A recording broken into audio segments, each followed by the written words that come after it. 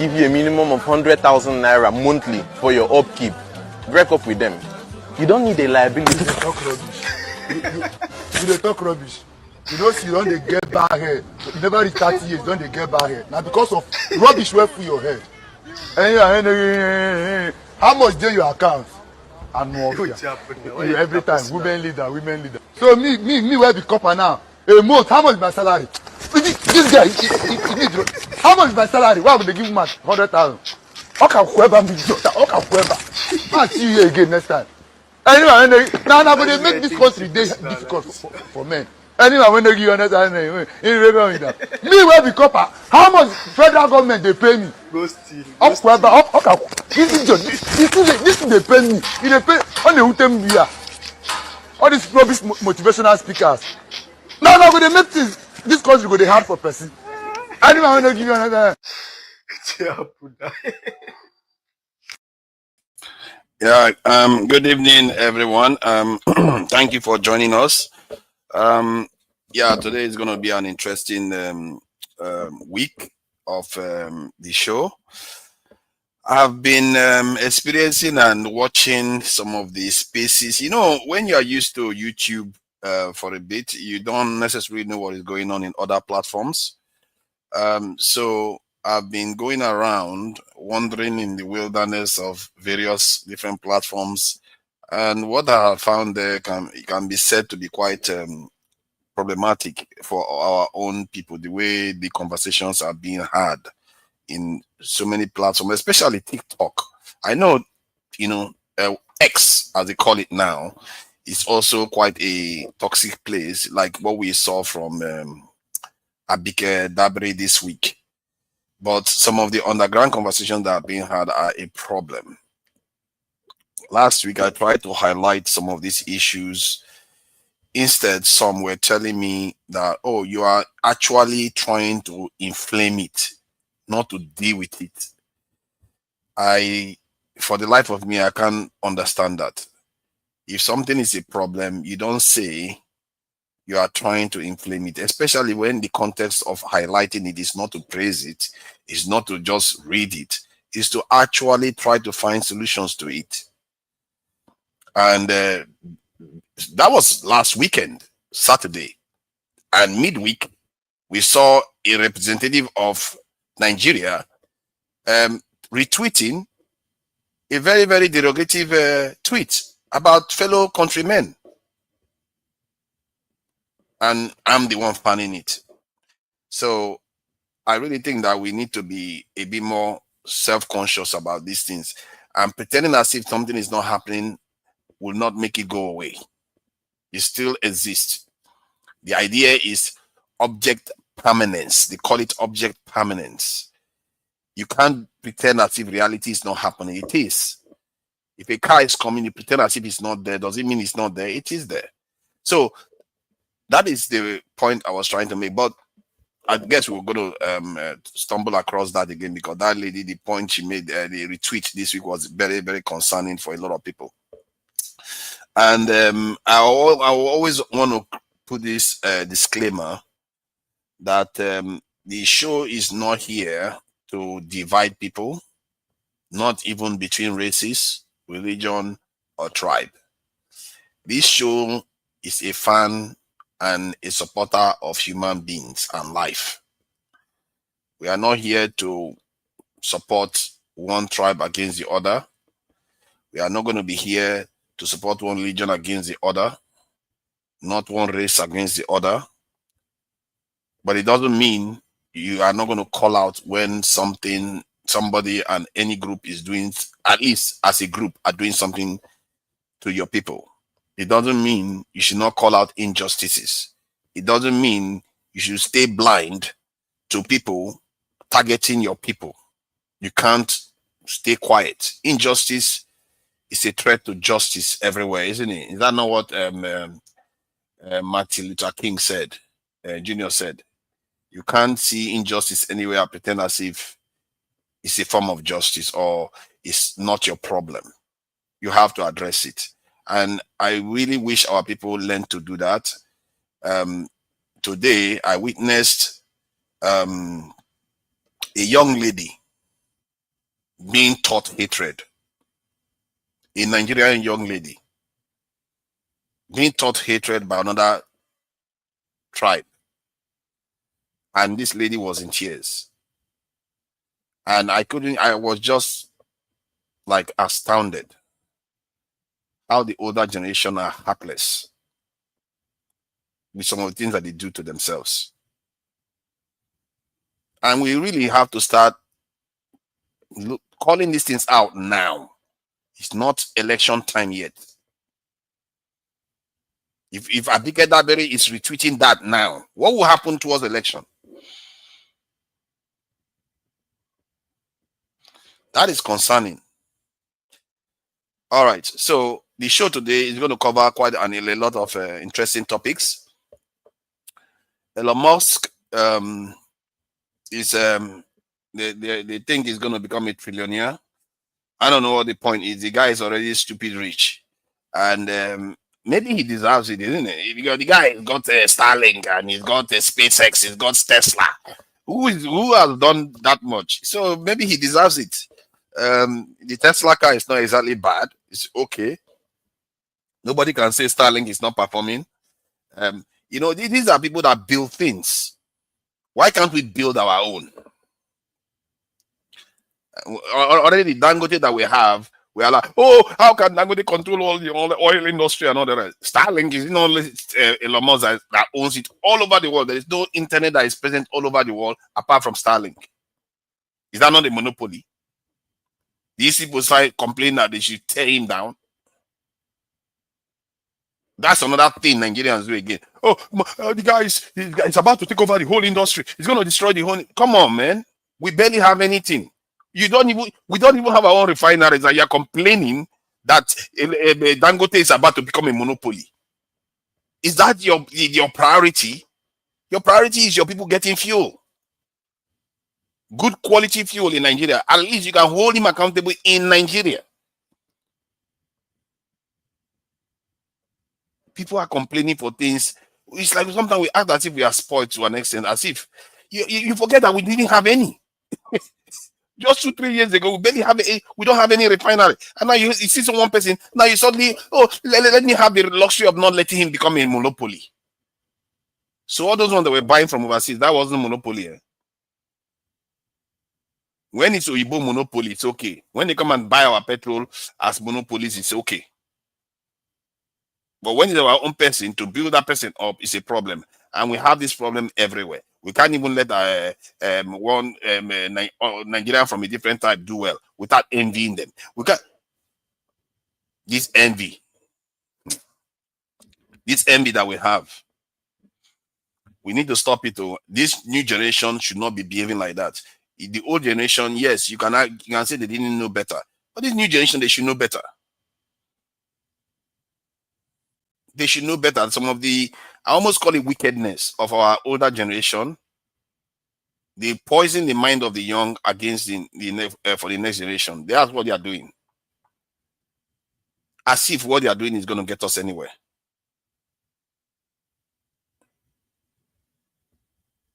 I just feel like we need to take a step back and realize that all this stuff we've done in the past has not gotten us anywhere. Or are we arguing that it has gotten us somewhere? We have to start thinking that, okay, if we put our head together, maybe we can build something.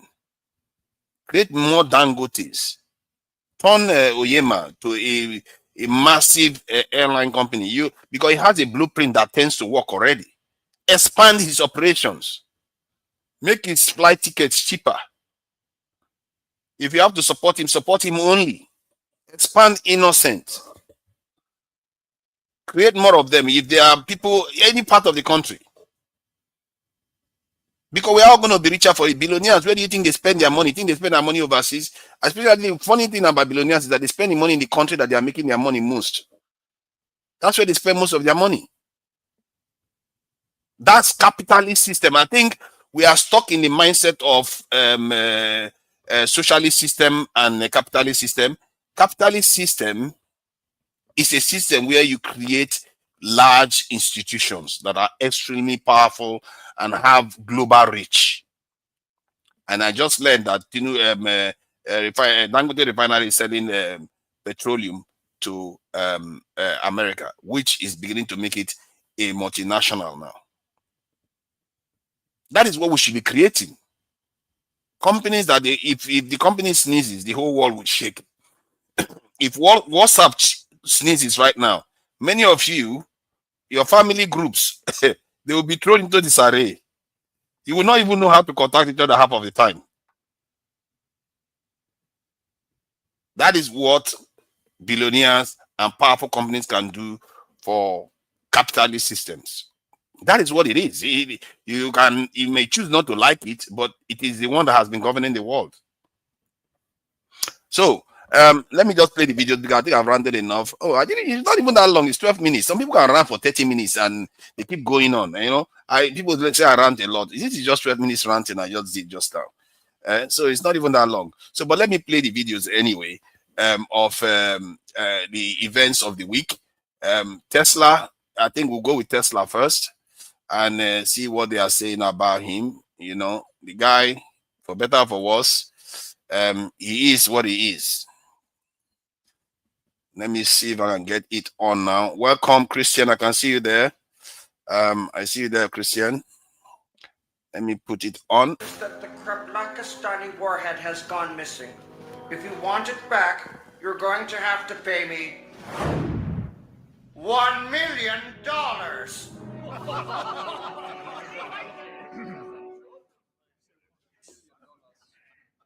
Sorry.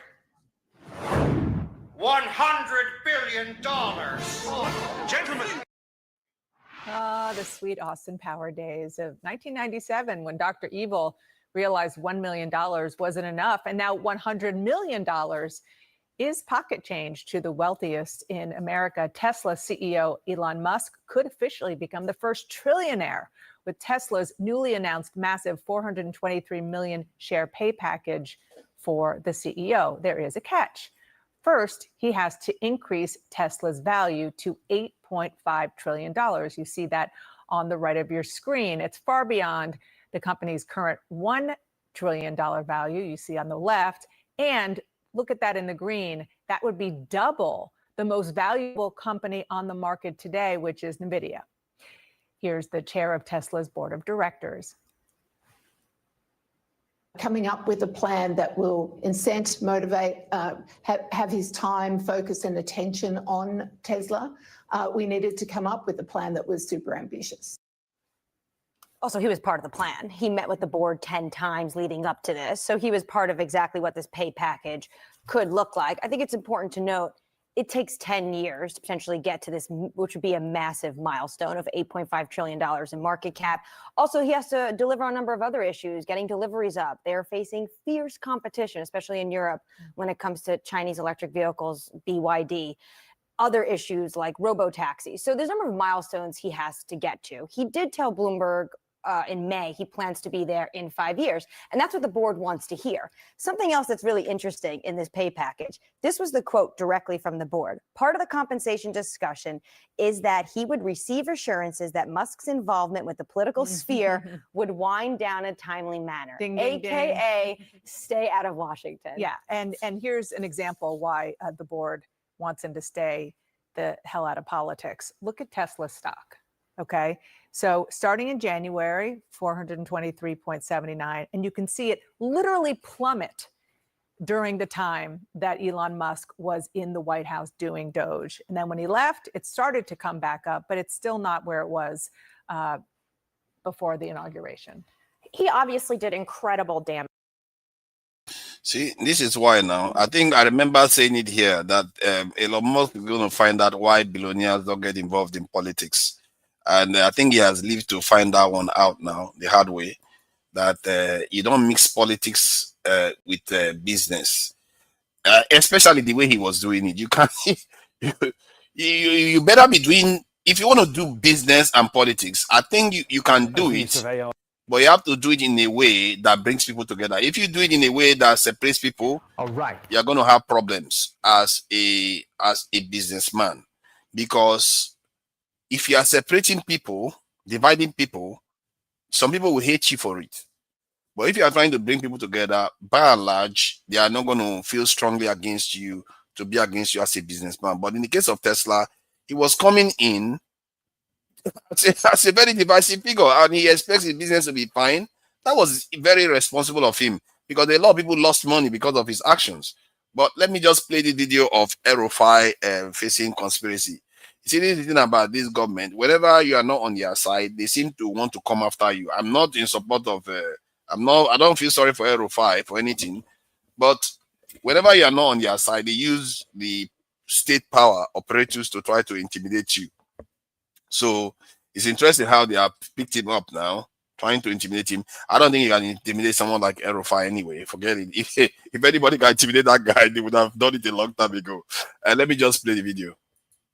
Let's, of course, switch gears and go to Kaduna State, where former Kaduna State Governor Nasir El-Rufai has been summoned by the police authorities to respond to allegations of conspiracy, marking a dramatic turn in ongoing investigations linked to political and administrative misconduct or conduct. Now, the summons adds a new layer of scrutiny to the ex-governor's post office activities and raises questions about the broader implications of political accountability in the country. Now, joining me to speak on this is Malam Salihu Lukman, is a chieftain within the ADC and former All Progressives Congress National Vice Chairman. Thank you for your time, sir. Thank you very much.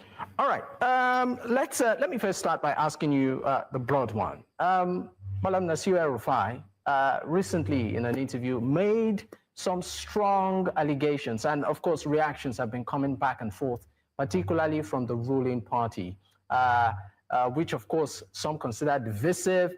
They've said he's pained because welcome to Guardian Talks. I am Temitayo Olumope. Today we sit with a remarkable voice in the gospel music and also. Well, first, I think while not holding brief for Malam Nasir, I think it's public knowledge. Even when he was nominated, he didn't ask for it. And during the campaign, 2023 campaign, it was public knowledge that Aswaju made a very firm request to Malam that he wanted him to be in the government. Of course, again, it's public knowledge that it's Aswaju himself and the government that decided they don't want him to be in the government. And I don't think that is an issue for Malam Nasir. And I think, knowing Malam Nasir very well, anybody who could read his trajectory in politics know that he's not doing what he's doing out of any vendetta or vengeance. He's doing out of what he's doing out of conviction, believing that the country deserves better, than what we have today. And of course, for many of us who have campaigned for this government, who were part of APC from its formative stage, I will say, sincerely speaking, it's heartbreaking that we have produced what we are seeing today, because it's almost a case of democracy being in reverse gear, racing backward towards where we are coming from, the military dictatorship, authoritarian rule, a situation where, opinions, government is so intolerant to dissenting opinion. And that is completely at variance from what democracy presents, and it's up to us, and I keep making this point all the time. The same way we stood up to the military and insist that we must have democracy, we will stand up, and we are right now standing up to this government. And I just finished watching the case in Lagos, and he has made the case very eloquently. It reflects the fact that either some of us, and I was part of the pro-democracy movement in Nigeria in the 90s, it's either some of us who were part of that process didn't know what we are doing or were not at all committed, which is what is turning out today.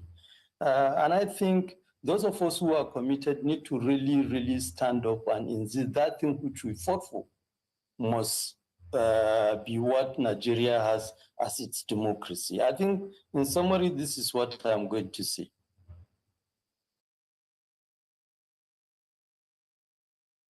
Thank you. I wanted to cover the Abike Dabiri issue. It's interesting because nobody seems to have covered it under the other platforms. That's like, Arise News, TVC. I'm not sure why they didn't cover it, but I will play this from Aisha Yusuf. Hello, everyone. On the case of Abike Dabiri, I just think whenever you think she can't go lower, she actually finds a way to dig in and go extremely lower than anything that you're thinking about. And we have here, Abike Dabiri Erewa shares post calling Igbos monkeys. So in a way that I would say, I'm just trying to, it's so let me put it this way. I'm trying to mind my words. I'm just trying to let it not be that, oh, maybe you have something against her or something. I'm just trying to think about it in the terms that sometimes you probably will repost a message without thinking about it. Maybe you just saw something and you just went on and do it. But when your attention is called to, oh, you come back and redo it, or one thing or the other. Those things can actually happen. But in the case of Abike Dabiri, I don't think that's some of the things that happen, because Abike Dabiri has consistently shown these traits in the way she has tweeted, in the way she has said something, especially when it comes to bias against Igbo people. You will see Abike Dabiri has made such things. We've seen situations whereby she has tweeted about is it one time some criminals or drug pushers from a particular country that, oh, is it 60% of them or 100 or something percent of them are from one southeastern state? In the messaging she has done, in the way she has done it, she has always portrayed this. And the latest one is this. I mean, how is this thing that someone has written funny to you in any way? To the essence, this one is not even you, she's not even reposting. She put laughing emojis on this particular tweet. But before I go on, let me take on people's guide. So I will leave it there. I don't want to overemphasize the point that was already made.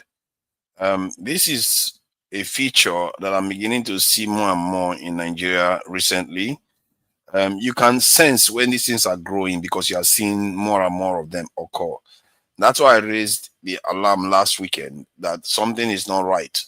People are saying nasty things about both sides. You see some Southeasterners saying negative things about the Southwesterners. The Southwesterners, normally they don't do this like online as much, but I was shocked to see the level it had descended to, even up to Ghana.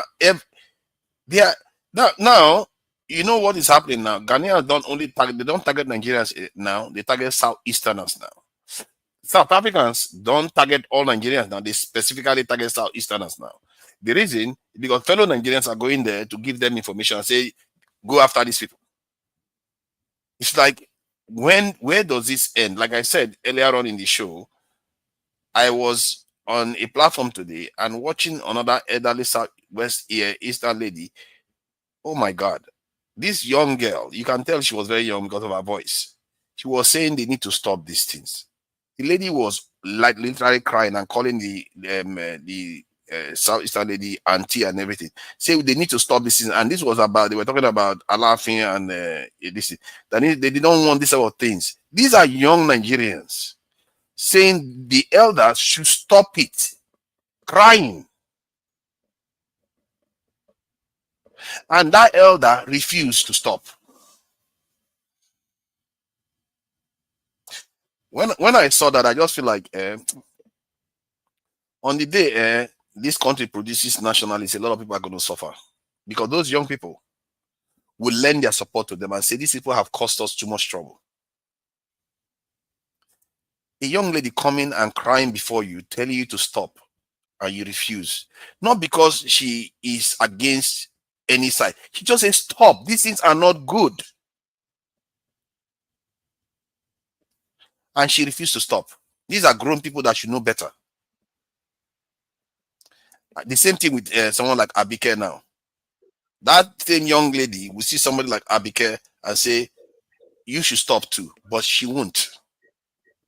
What has poisoned their mind to this point whereby they can't turn back? Someone like, you know, the lady that comes to this show, Bumi, if she sees this sort of thing, she will be like, stop. It's like the young generation don't want this nonsense, and the older generation are imposing it on them. The poison that they've used to keep the country like this, they want to impose it on them. And this election that is going to be coming up, God help us, if they succeed in doing it and the next generation buy into this, before you undo the damage that has done. The one that happened in the 60s, we are still living through it today. I can't believe she's still even in her job. What El-Rufai did in the statement that he made, this one is worse. Why is this woman still in her job? I don't know. Why can't they just find some other person? She's been there for over, I think 2009 or 11, she's there. She's been there over 10 years. Is there another face for Nigeria? Is only her? Is it only Abike Dabiri that should represent Nigeria? I was even thinking about it. I thought about it. I said someone like even Aisha Yusuf would do a far better job. These are people that have a different way of looking at Nigeria. They see everybody in Nigeria. Aisha Yusuf see Northerners, see Southwesterners, see Southeasterners, she sees them as one. Why can't we appoint people like that to be in charge? Why can't we just do that? Why does everybody have to be so tribalist about everything? But yeah, when they want to gang up against us, they go into their House of Assembly and Senate and they go and have their meeting, and then they will be able to gang up against us. You saw how they were seeing President Tinubu off. Now, let me see if I can get the video over so that we can watch that one and carry on. They were seeing the president off again on another trip. Thank you very much. Let me see if I can get that one up. Where is that one where he was taking off to this thing, Europe again? It's only two countries that he always goes to. You know, it has to be France and Germany, and this is United Kingdom. It's always those two countries. And our people don't see any problem anything wrong with that. He keeps traveling there repeatedly. How many countries, how many leaders travel like this? 10 days now. He's not going to be in Nigeria. I would think this man is going to come out for us. Tinubu has departed Abuja for a working vacation in Europe as part of his annual leave. The presidential airplane took off from the Nnamdi Azikiwe International Airport at approximately 1:45 this Thursday afternoon. The president was seen off by a delegation including governors of Lagos and Imo states, Secretary to the Government of the Federation, George Akume, and ministers. The presidential advisor on information and strategy, Bayo Onanuga, says the vacation will last 10 working days. The president will also spend the period between France and the UK and then return to the country.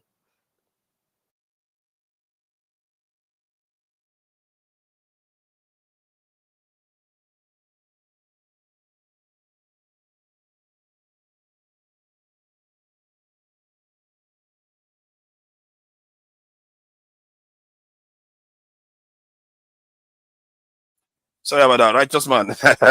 I was saying, long time I've not seen you, and I hope Nigeria is treating you this in right. And you saw the news for the week where, you know, from Elon Musk, Tinubu traveling overseas, El-Rufai being arrested. And I thought I should include the Abike Dabiri one because that one was explosive. And I don't know why she's still in her job. So what do you make of the events of the week?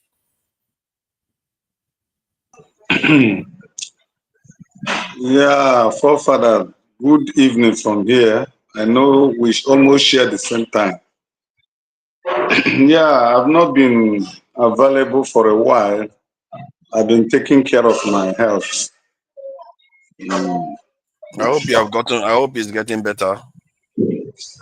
Yeah, I'm far better than the previous 3 months, Sorry to hear that. The cost of drugs I usually get at the rate of 10, 12, 13,000 naira. It's now 35,000, 40. And these are drugs that are very, very important that one need to take regularly. It's quite unfortunate. I don't know. I feel so bad that I will live in this kind of present Nigeria, Had it been that things are working out well economically, then you will not feel it. The income is not forthcoming because of the government policies. The value of the currency is just like that of Zimbabwe. During Mugabe time, I don't know whether it has changed now. Virtually everything is gone down. Everything is gone down. It's quite unfortunate. If I had known, I tell you the truth, I wouldn't have dare returned back to this country. I wouldn't have done that. But it's okay. Nigeria is what it is today. We're just,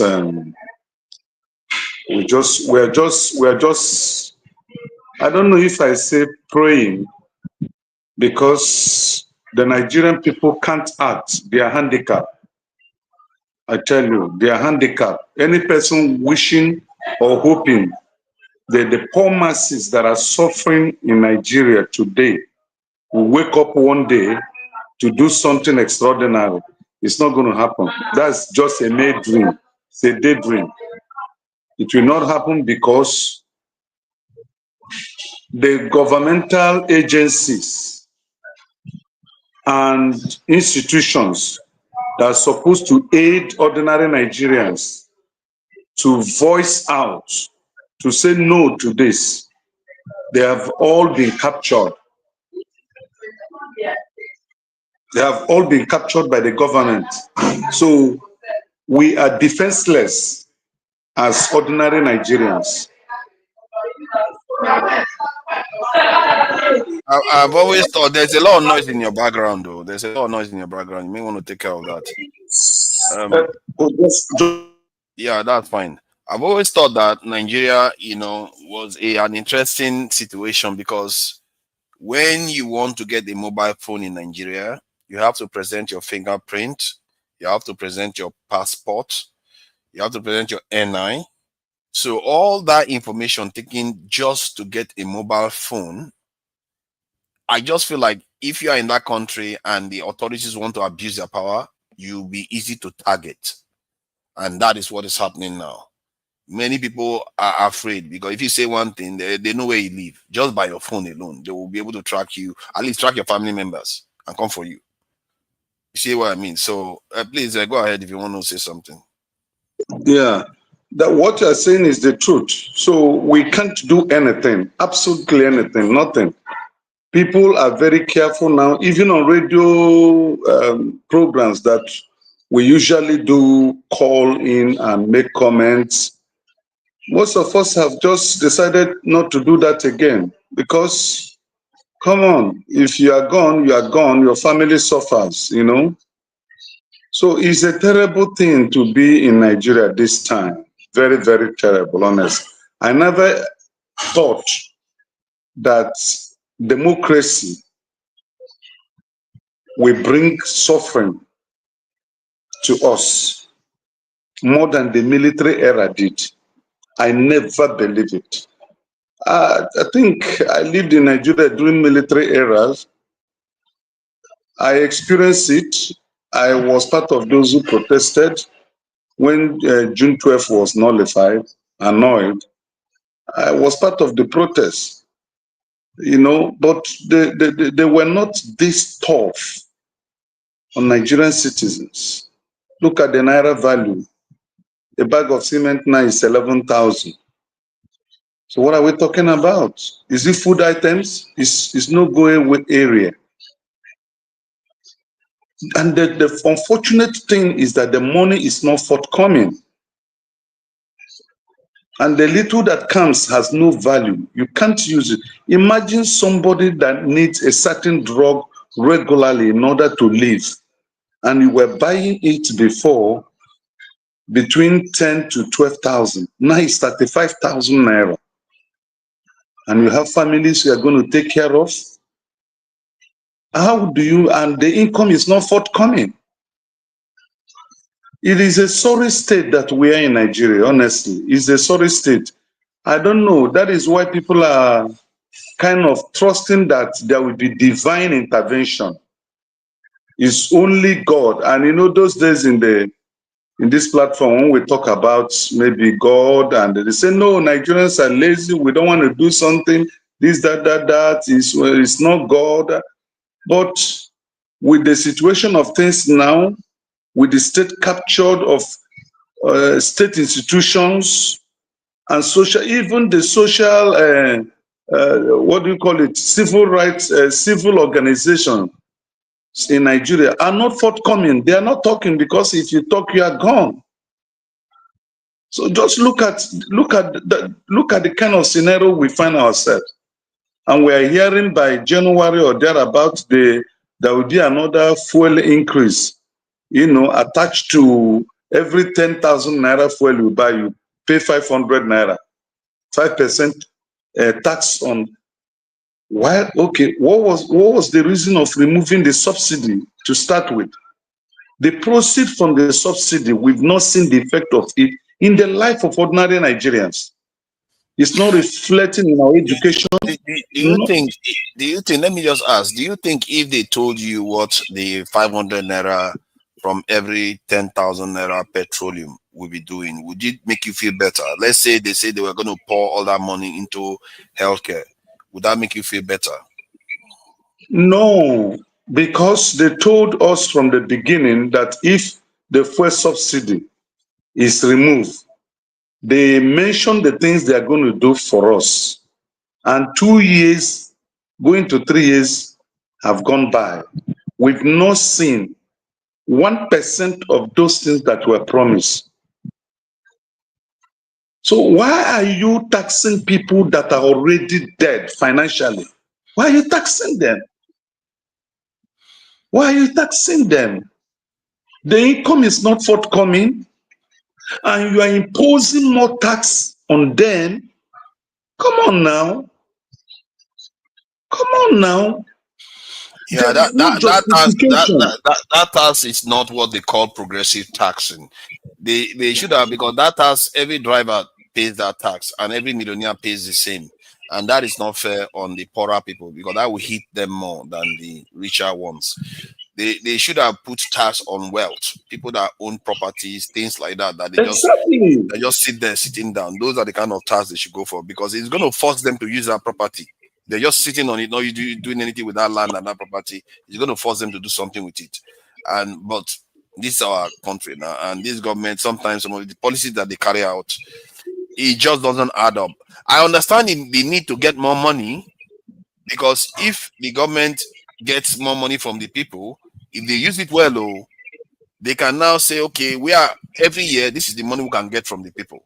They can even use that to get loan. They can use that to invest more in the system. My problem with the way this government operates is that they will take money from me. They don't tell you what they're going to do with it. They don't itemize it like the way they do here. They will tell you specifically what they're going to do with the money that they're taxing you for.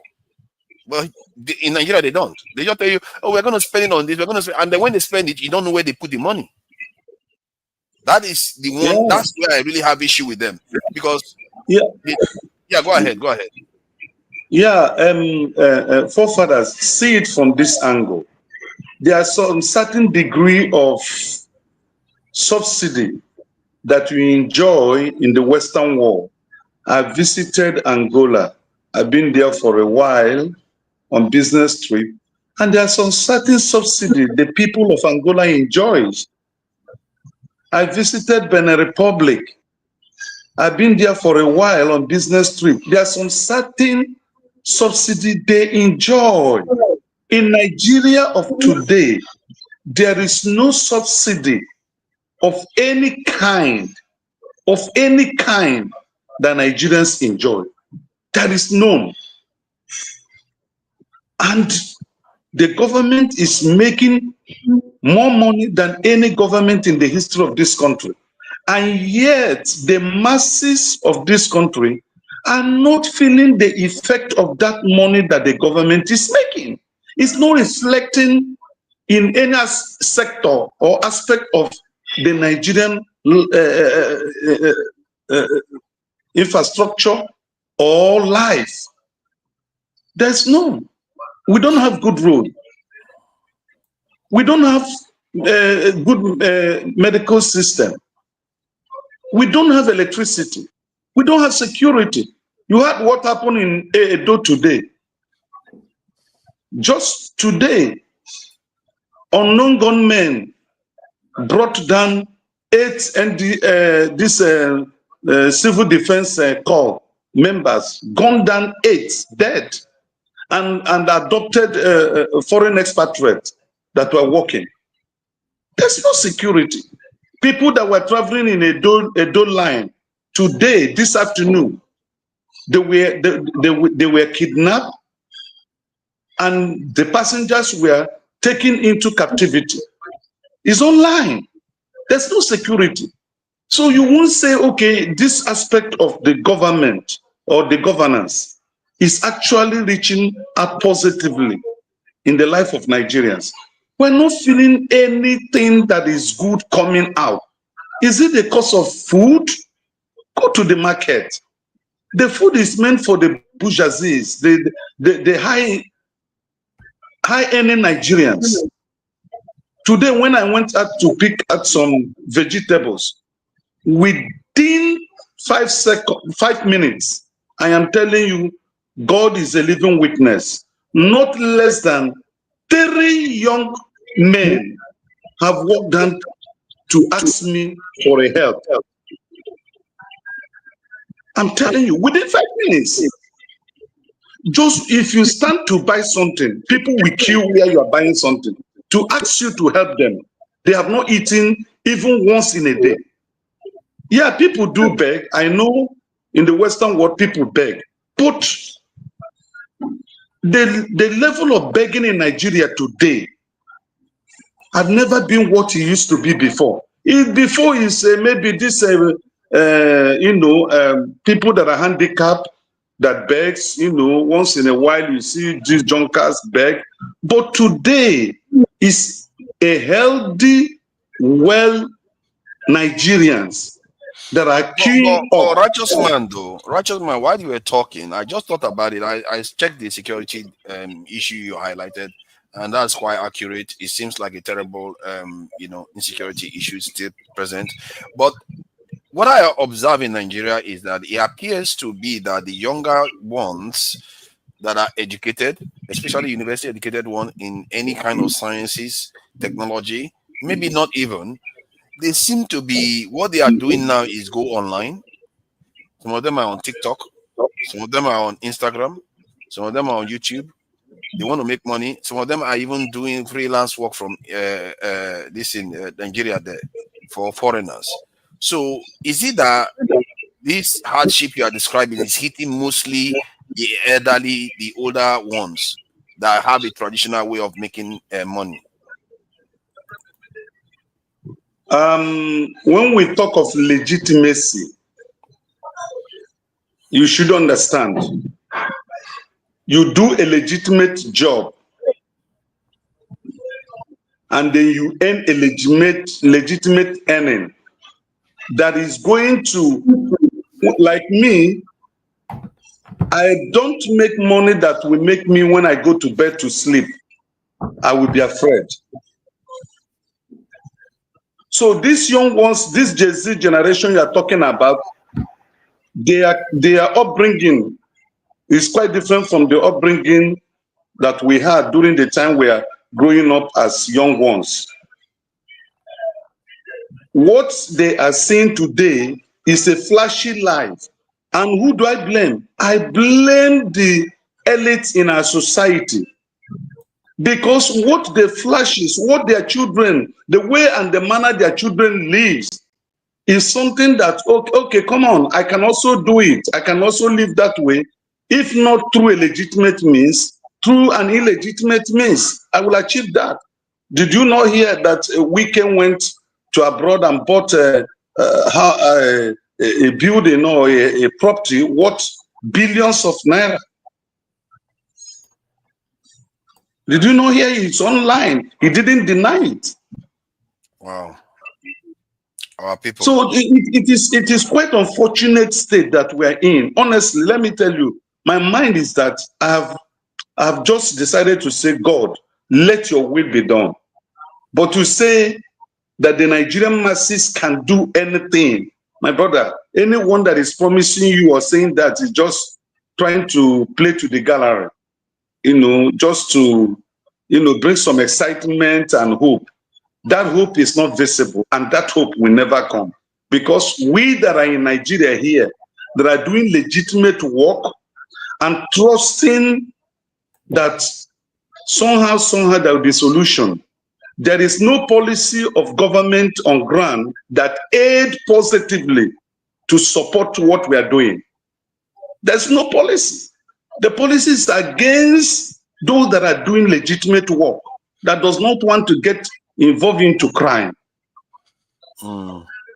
Because for example, where you make, let's say in a month, you make an income of averagely, let's say 2 or 3 million naira, and you spent about 750,000 in buying diesel, and you need to pay maybe 3 workers, and you need to get your vehicles that you use for logistics to service them. Because by the time you do your end of the month calculation, you may be left out of that 3 million you made, you will be left with maybe about 50,000 naira.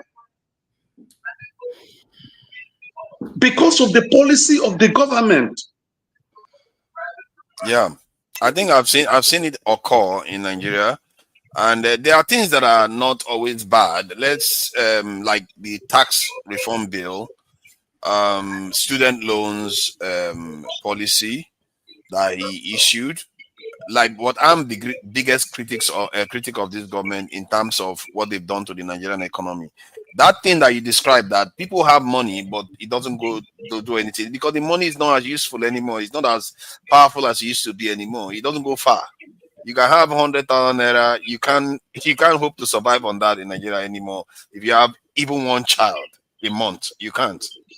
You need far more than that to survive, especially if you are in any of the major capitals. Forget it. So can I stop you, forefathers? When I finished school, the first salary I earned was 230 naira. Imagine. Can I shock you? And I was saving money from that 230 naira. I am telling you. And I was sending money to the village to take care of my elderly parents. Imagine. 230 naira was the first salary I earned in Nigeria. Wow. And I was saving. At the end of the month, I will have about 60 naira or 70 naira saved. You can't buy corn without now. You can't buy corn without even roadside corn. You can't. You can't even try it. Not even. If you show that money to any doing roadside corn, they will be upset with you. Okada from here to there is 500 naira now. Welcome, this is Maska. Let me bring Maska in. So, Maska, you saw the headlines in terms of the various events of the week. Oh, look at that. He's very busy. You see, he's one of those Nigerians very, very busy people. So, but I will let you finish. Have you finished what you're doing? Hello, sir. Oh, look at that. He's answering to another boss. I didn't know Maska had a boss. I didn't know Maska had a boss at all. Hello, sir. So, but see, the healthcare system in Nigeria, they have this health insurance in Nigeria. But how does it work? Do they not support people that are ill? Don't you have it? Yeah, if you listen to news today, there is one disease that are broken out in Adamawa. They call it flesh eater. It will start like a pause. Before you know it, it begins to generate to the other part of the body, and the flesh will be falling apart. Check it on news. It's on news. I watch it on Arise News this night. You know, and they said the Nigerian disease and whatever control, they are scrambling. They don't have an answer to it. They are scrambling because the Center for Disease Control and Research is only in Abuja. And now they have to take sample to Abuja, and it will take 10 days before they can get result to know whether it's bacterial infection or viral infection or whatever. Wow. So you see where the fate of these people, 30 people are already down with this infection. You check Google it, you see it there. So the healthcare system, see what you read from the mouth of our politicians and the elite class are deceitful. They are not real. It is theoretical. It's not practical. Come on. When you see the Nigerian soldiers going to march, going to protest, have you ever had Nigerian retired soldiers marching, protesting that they have not been paid? That will tell you. When you hear that the ministries and ministers have no financial allocation, when you hear that Nigeria as a nation, giant of Africa, giant of the black world, we have no, as a country, any ambassador representing this country or high commissioner. Don't you know that something is wrong? Do you need a soothsayer to tell you that we're in soup? In this 21st century, a nation of 200 and something 100 million people, we cannot finance our ambassadors. No one at UN, no one in UK, major countries of the world that we're supposed to have interrelationship with. We don't have ambassadors there. And we're making trillions of naira from taxation and from subsidy. And point of correction, we have an ambassador there. He just went there.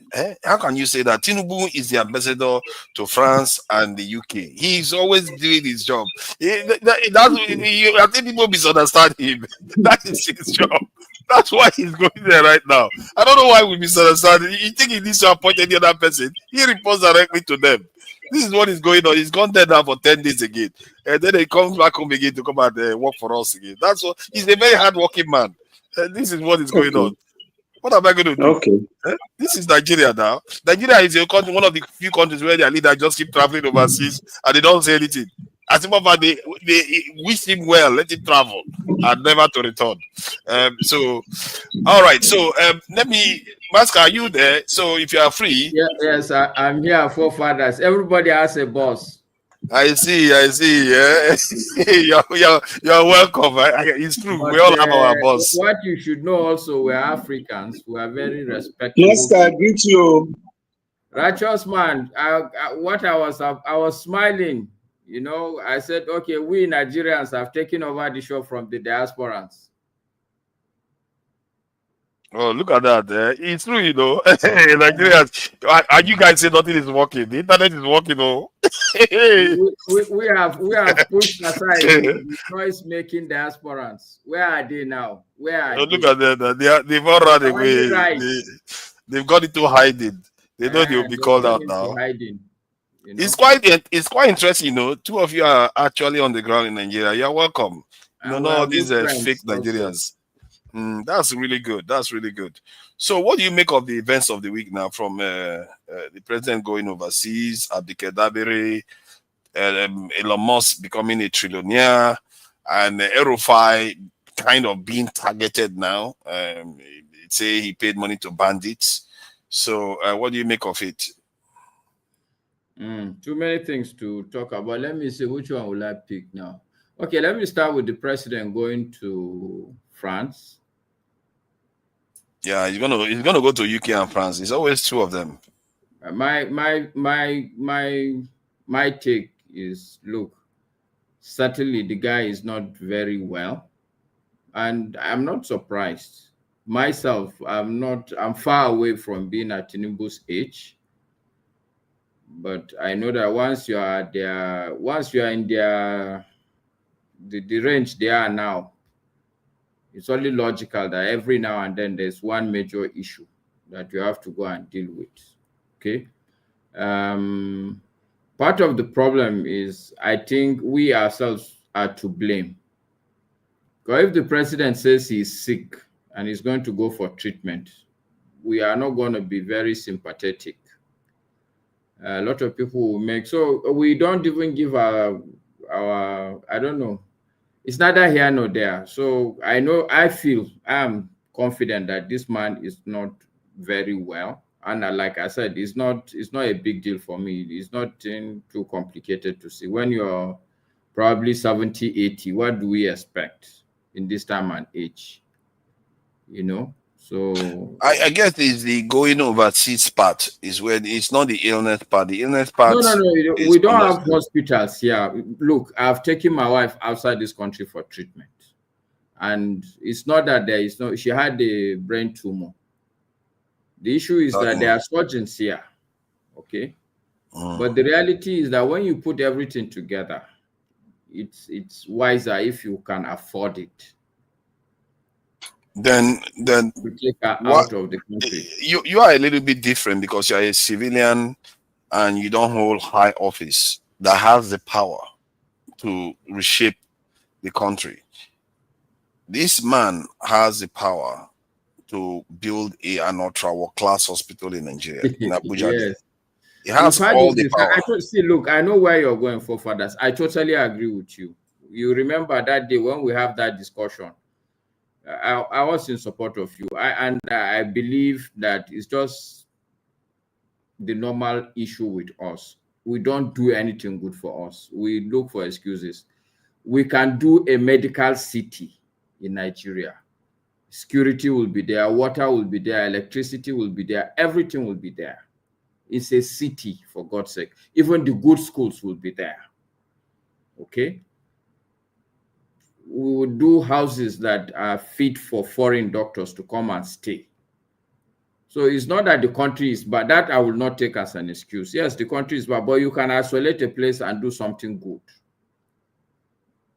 So I totally agree with you. But, you know, my take with Nigeria, it's the whole system. It's if you start complaining about why our football team is not doing well, okay, I will point to why legislature is not doing well, why judiciary is not doing well, why health system is not doing well, why school system is not doing well, why the police, why the military. You can go across board. It's a systemic problem. So actually, that's my take on the. I don't expect too many. I don't look. See, I tell people if I become the president today, I will do a lot, but I know that I will be handicapped. You know why? Because all the institutions have collapsed. Yeah, but if you have $2 billion, are you not going to build that world-class city you're talking about? If you have $2 billion, won't you build it? But as I'm building that city, if I fall sick, even if I'm the president, look, if you guys say I'm not going to fly, I'm going to resign from the presidency. Then you resign now. You can't go and look. See, look, this is not a discourse. I totally agree with you. We should build a medical city. I think it's important, and I think we can do it. Yeah. Most of the places you go, actually, you go to medical cities. Well, it may not be a standalone city, but you see 10, 20 hospitals all in the same vicinity. Yeah. You know, so it's if Dangote can build a $20 billion refinery, I don't see why a president cannot build an ultra-world-class hospital that can treat him. Why? Even when he came into office, he had the power to do it from when he came into office. By now, he probably wouldn't. You plan for it for 10 years. The doctors are going to work there. All of them, you've already set their funds aside. You will have it. And Nigerian politicians don't need to be going overseas for treatment because it's a security risk. We all know this. Like you now, if you say because you're a president and you're building and you fall ill and you want to go overseas, then you better pick the country that you're going to properly, and you have to have the necessary security to ensure that you are not being meddled with. This security thing, you see, again, forefathers. Okay, so let's rewind back. Okay.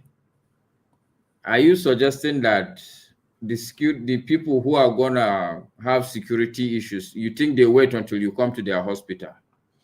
They know the person, the likely people who are going to be the major contestants in 2027. In fact, in 2031 elections, they have their eyes on these people.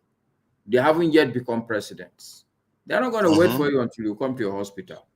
At least that I know. At my level, I know how complicated the world is. Those who want to move forward.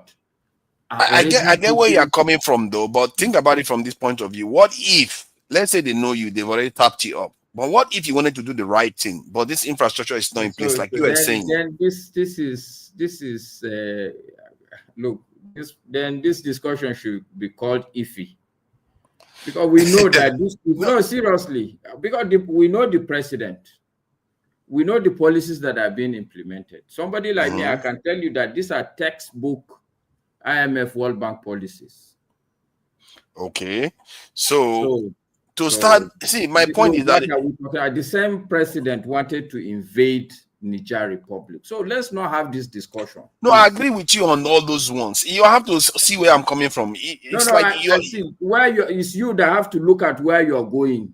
Forefathers. I already know where I'm going. That's what I'm trying to do. Where I'm going is that, hear me out. Is that if this, and I'm telling you, don't use if in this presidency, because okay, let me not use if now. You see, when people start telling you words not to use, then you start having problems. See, the point is that if you have a situation whereby a president is in office and you don't give him the necessary tools to be independent of people, just because some are not there, you said it yourself. There is no hospital on the ground. Even if I'm building and I fall ill, I'll go overseas. But the next person comes in and finds the hospital there. At least they have one more thing to say, okay, they don't have to be going overseas anymore now. You see what I mean? The more infrastructure you put in place, the less control people have over them. Look, we are just repeating ourselves. I agree with you. That is what we should do. Now, the question is, are we going to do it? My take is no.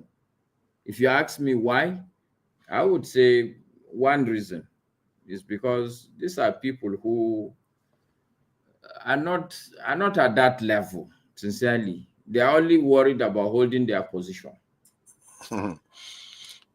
That is a problem now. If they keep worrying about holding their position alone, personally, the way I look at it is that you have to incrementally start making changes. If you have a weakness, start closing the gap slowly.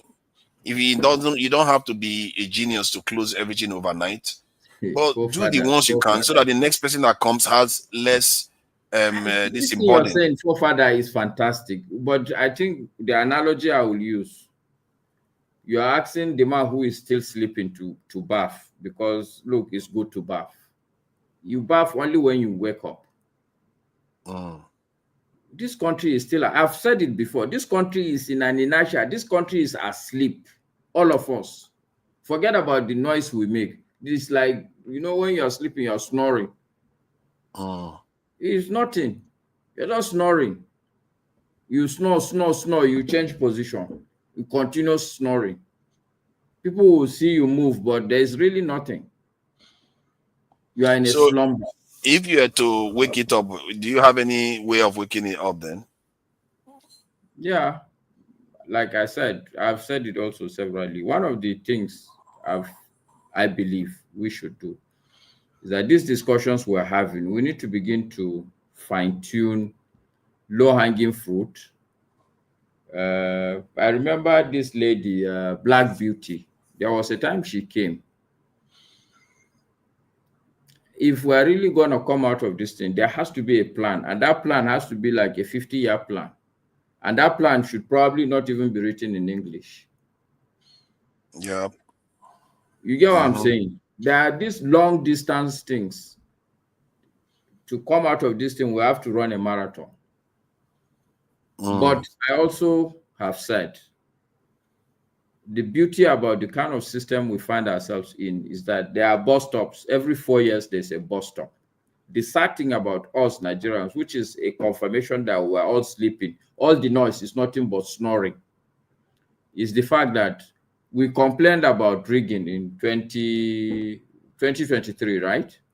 Yeah. What is the significant thing that anybody has done, whether on this platform, anywhere else, that you've seen action taken? If I even a statement to say that, okay, this is what we should do so that this rigging in 2027 should not happen. What?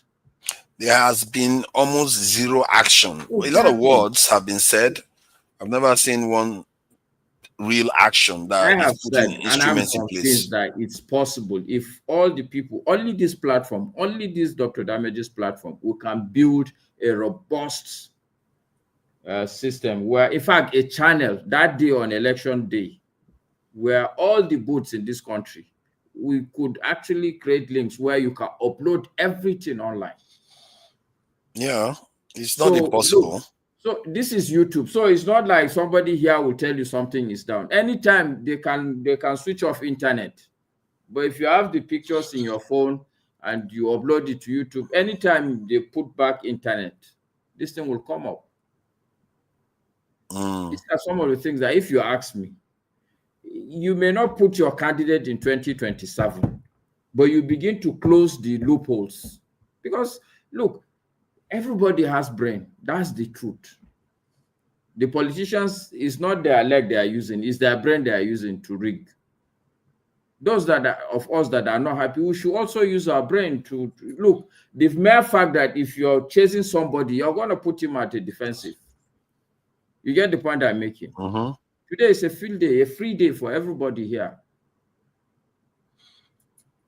You know, the second thing is we need to also have what I call a national institutional framework. Okay. Somebody How has is to that supposed to understand. work? Okay, so like your police is very important as an institution. How do we go about fixing the police? It's not about looking up to government. As citizens, what do we need to do? Can somebody support the police with some sort of what do I call this? The word I can use is mystery shopper. Where okay, you are not punishing people. For instance, let me give you another example. Some policeman, after driving around collecting bribe, I think about 2 weeks ago, they sat somewhere in their pickup and were counting the money of the bribe. Somebody from upstairs videotaped this thing. Do you know these police were arrested? These are the things that we as civilians, we as citizens, we can begin to do. The truth is that we all give up easily. The small fights we should fight now, we should fight it. And the long run 150-year plan that should not be in English, we should also do it. Yeah. I definitely agree with. For me, the idea that I will sit here now, yes, it's good to complain about Tinubu that he has gone out, but I think, look, honestly speaking, I don't expect nothing good. Okay, so let me not, because it's not good for me to talk like this. Okay. But what do you expect? That is what I would say. Honestly. What do we expect? Yes, if the man is, you elect somebody who is 70, 80, you don't have hospitals. What do you expect, sincerely speaking? What we should expect is being in office. Honestly, look, I know a lot of these people, they don't stay like that. Everybody goes for a medical checkup every now and then. 3 months, 6 months. Yeah, I hear what you are saying though, but my approach to such occurrences is to look at ways to stop it. Because if you see something going wrong, you have to be looking at ways to stop it as soon as possible. Because these things are not things that we can just say, oh yeah, because it's happening, let's just find other ways to solve it. But no, every time you see it, you have to criticize it so that people know that is negative thing. We are going around in circles. This thing you're saying, I totally agree. And the fact that we are talking about it, look, I believe somehow, Dangote didn't just, it's not God that spoke to Dangote and said, build refinery. Yeah. It's from that kind of discussion, the man will say, I think it's a good idea. Let me do this thing. Of course, it will take time. The fact of the matter, this thing we're talking, maybe somebody somewhere is thinking about doing it. I know I would. This medical city. I know I would. And all the No, you African will not, leaders. forefathers. Can People you like stop you it? that ran away will not do anything. Can you You guys stop it? came up on the How do you country. know I ran away? You ran See, away. I will build it. The way I will build it, I will make sure that all African leaders start coming there for treatment. And that will give us the leverage that other people are getting over us. All this time, when we see, Nigeria should be doing things so that we become relevant.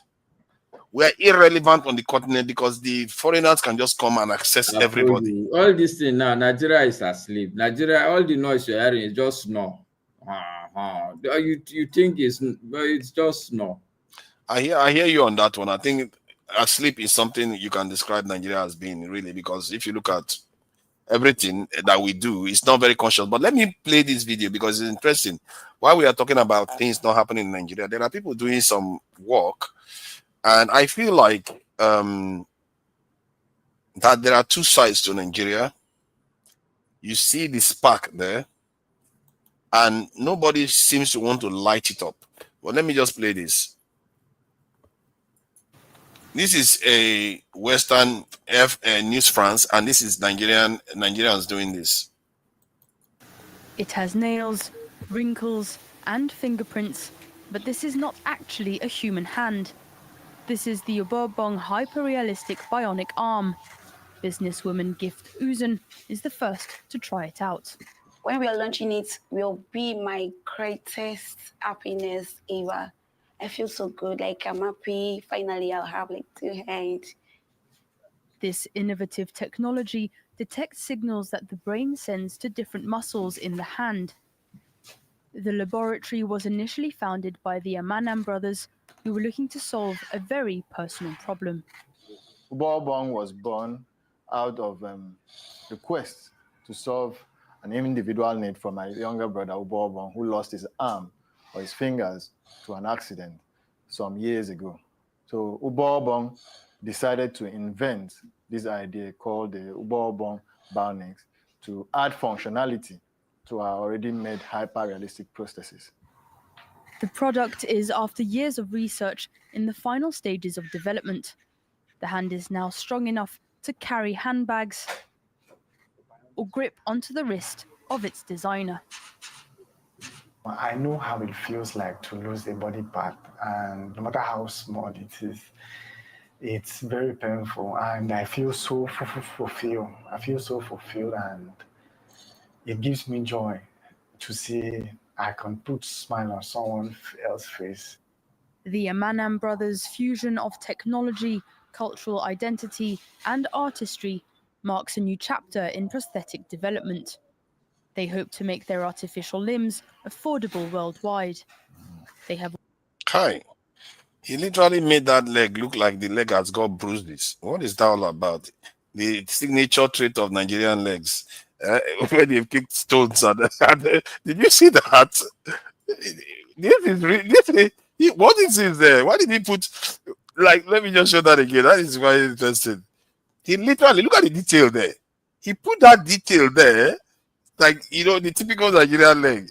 That is quite astonishing, the detail that he went through, that he went into to just get that done. I have to give him credit for that. But this is what I'm talking about. There are sparks that you see there in Nigeria that are not being lit. The young people in Nigeria, they are not like the older people say. Many of them are working online. I know that for sure because I work with them. They are not as desperate as people are thinking, because to them, if they can work for $200 overseas, that is more than enough money. Some of them, their parents don't make that much money even a month. So that's what is going on. Let me just ask Okwegolo so Okwegolo, what is going on with this week now? You saw the headlines from Elon Musk, El-Rufai, Tinubu in Europe, and Abike Dabere.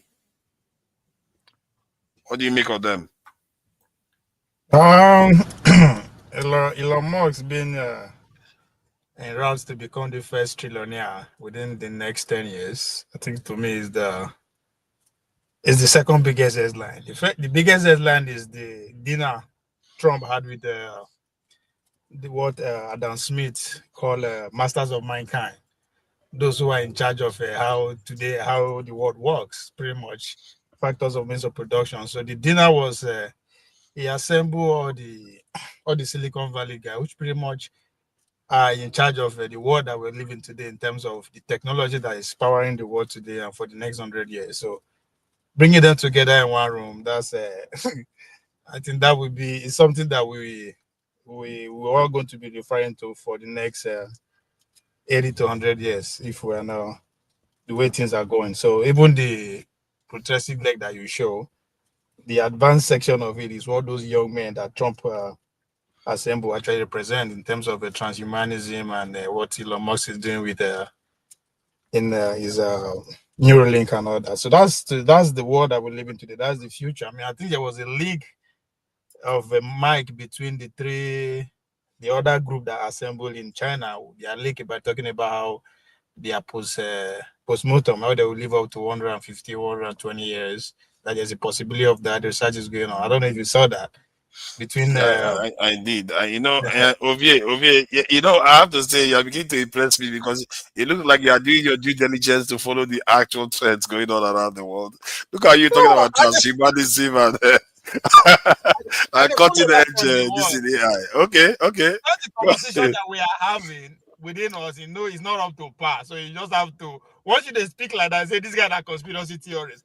Just because you never hear them before, doesn't mean nothing. So but I get what you are saying. When the conversation warrants, that kind of thing we go talk.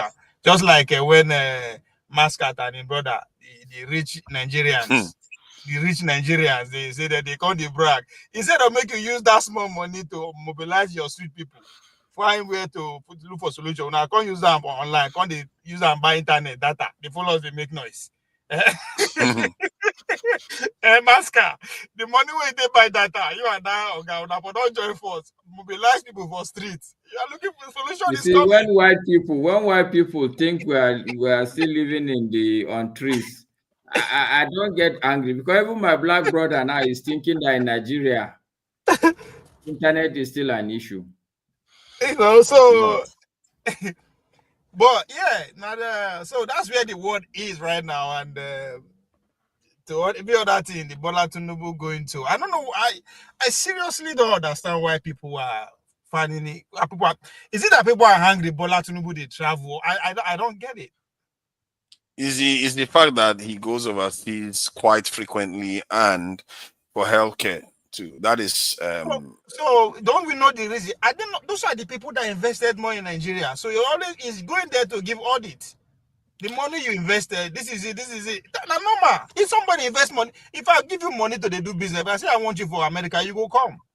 You have no choice. So the trip should be well placed, should be well analyzed. All this one with the invest it. No. It's going there for a reason to which all of us know and understand well. We don't know actually.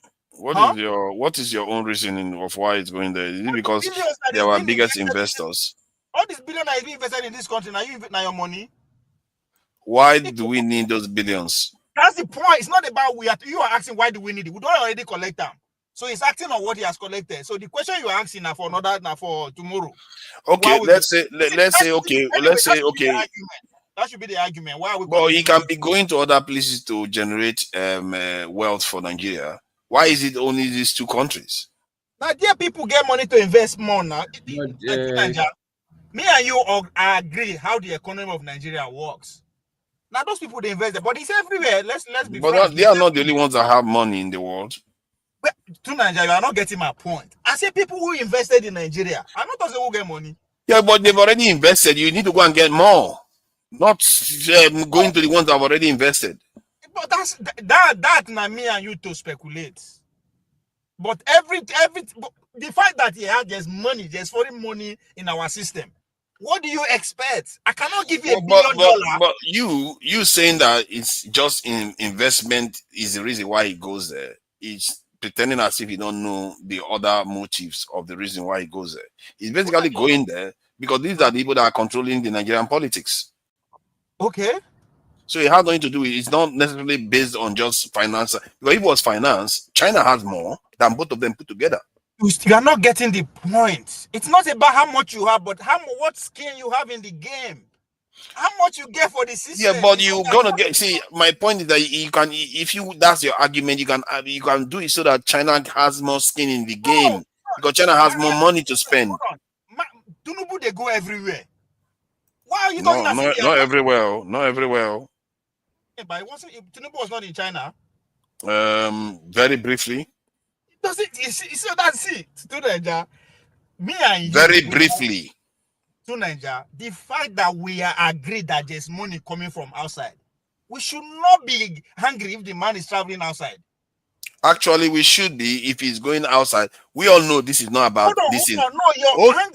Ovie, I don't know why you are saying this. Other countries, they don't travel like that. They have people investing in their country. Yeah, I know. See, my problem with you, why do you keep saying your own president is different from other countries? Hold on, Tunanja. I they tell you what did they happen? You collected money. The same other countries collect money too. You don't see their leader traveling like that. That's not the point. The fact that you collected money. No, the fact that you collected just because you collected the money doesn't mean that your president has to be traveling there all the time. What are the conditions? Just because you collected money doesn't mean your president has to be going there all the time. What are the conditions that money was given? Do you know? Okay, who do you know? The person that plaited your hair where his grandparents were born. What is the relevance of that question? Again. Stop. I don't know why Nigerians do this. When you sort of address a point, you start asking irrelevant questions. No, what is your problem with Bola Tinubu traveling? My problem with him traveling is the frequency that he travels and the idea that he's going there for treatment. And thirdly, the idea that he's not going to other places. In other words, we are beholden to the people that colonized us for decades and centuries now. And he is just perpetuating it. So why are you beholden to them? Because of people like him, and you are here acting as if we should be we should be apathetic about it. I don't even understand. Forefathers, you are sitting in the colonizers' country. Hold on. I'm not the leader of Nigeria. Sorry, Ovie. Masker, wait first, please. I'm not the president of Nigeria. Listen now. Big difference. I not tell you saying they go collect money. That's not what I said. He has already collected it. I'm not saying you said he was going to come and collect money. So what is the argument? The argument is the fact that he has to be going there constantly. That's what I'm saying. You don't collect money. So whatever they tell you to do, it is not for me to analyze why you they do them. The fact now consider this. Now consider this. Other countries collect money from other people too. They don't do the same thing. To Nigeria, I don't care what other presidents do. We are here to talk about our president, why he's not in Nigeria. And I'm telling you he's not in Nigeria because he collected money on me and you. He has already collected it. I am not saying he's going to collect it. So he collected money, so he has to be traveling, something that other people don't do. If you collect money from my hand, I mean know the condition why I go put. That's why I'm asking you. Do you know the condition in which that money was collected? We don't know. So that means that you shouldn't ask for it, or what? Are you supposed to try to know that, or you are supposed to excuse the behavior? My problem now, you never disagree the reason why I say he is traveling. You never disagreed. So let's disagree with it too, even that too. That the money that we have been collecting, because it's not only about that money. You know that it's not only about that money that it was taken. And hold on first now. You did not decide. Did you decide? Are you disagreeing that we did not collect money from them? No, I'm not in disagreement that we didn't get money from them. That's what I'm saying. That is the problem. See, if I give you something, that's why me and you agree on our freedom, right? If somebody give you something, you don't know why he give you. You don't know, even if it's for free. We know why they gave it. You know why they? So you know the reason why they give Bola Tinubu collect all those money. It's not only Bola Tinubu they gave all our government. I know why. Yeah, to Nigeria, we are talking about one man that has traveled. Why you keep jumping everywhere? That's the problem. We know the solution. Just earlier on, I said we Edo people, we know what our governor is travel again. We'll go and let village person. That is a solution. You might not agree with it. Maska is providing solution. This is where we should go. But all those things cannot happen until we stop fucking with outsiders. Isn't that what why are we arguing then? I'm saying I have a problem with it. No, you are arguing at the symptoms of a problem. Instead of going to the root is that we are collecting money. Once I collect money from you, that's over. It's not money. alone. It's compromise. I don't care if he has a girlfriend over there. I don't care if his family live in London. That's not my problem. I am problem. What did they use my name collect? They use my name to collect money. That's what you should be worrying about. $32.5 million has just been given from USAID. Why is nobody talking about that? Do you know the condition that money was given? We don't know. But you're happy that he traveled. I don't say why I say, okay, this is why he traveled, to which you don't disagree with. Can we stop that money to see if he's still going to be traveling? But USAID is not alone. I don't know why you are saying. It's like you are wrestling against yourself. 1 minute you said you want the borrowing of the money to stop, but then you blame people for saying why he has to be going there at all. Ask me a question. Why he travel? I said this is how you travel. This is why you travel. Now you they disagree. Now you they argue with yourself. You ask me a very simple question. No, I'm saying that's not the only reason why he traveled, and I don't know you should know that I too. can't tell you what I know. I cannot start speculating. I am telling you what. You saying you too. What you are saying is based on speculation. You don't know whether it's because of money that he traveled. No, $32.5 million was just given yesterday. $32.5 million is why your president travels overseas for 10 days. See, that's the problem. It doesn't matter if it is 1 naira he collected. The fact that come on now, you are beginning to lose it. You are beginning to lose the argument. You can't say $32 million is why your president travels overseas. There's no argument. You are trying to establish why Bola Tinubu travel, to which you never disagree with me. So what is the argument? I don't disagree with you in the sense that money is involved. I am not saying that is the only. Hold on. I'm not saying that is the only reason.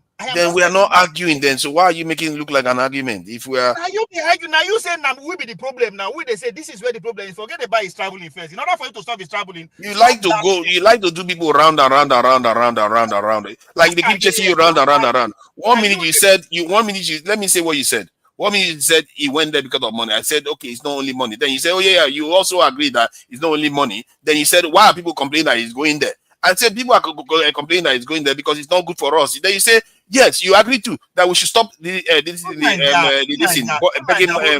them money. Then you just keep going round and round and round. You don't want to agree with somebody and disagree at the same time. It's like you are in both positions. Hold on first. Make you listen to yourself.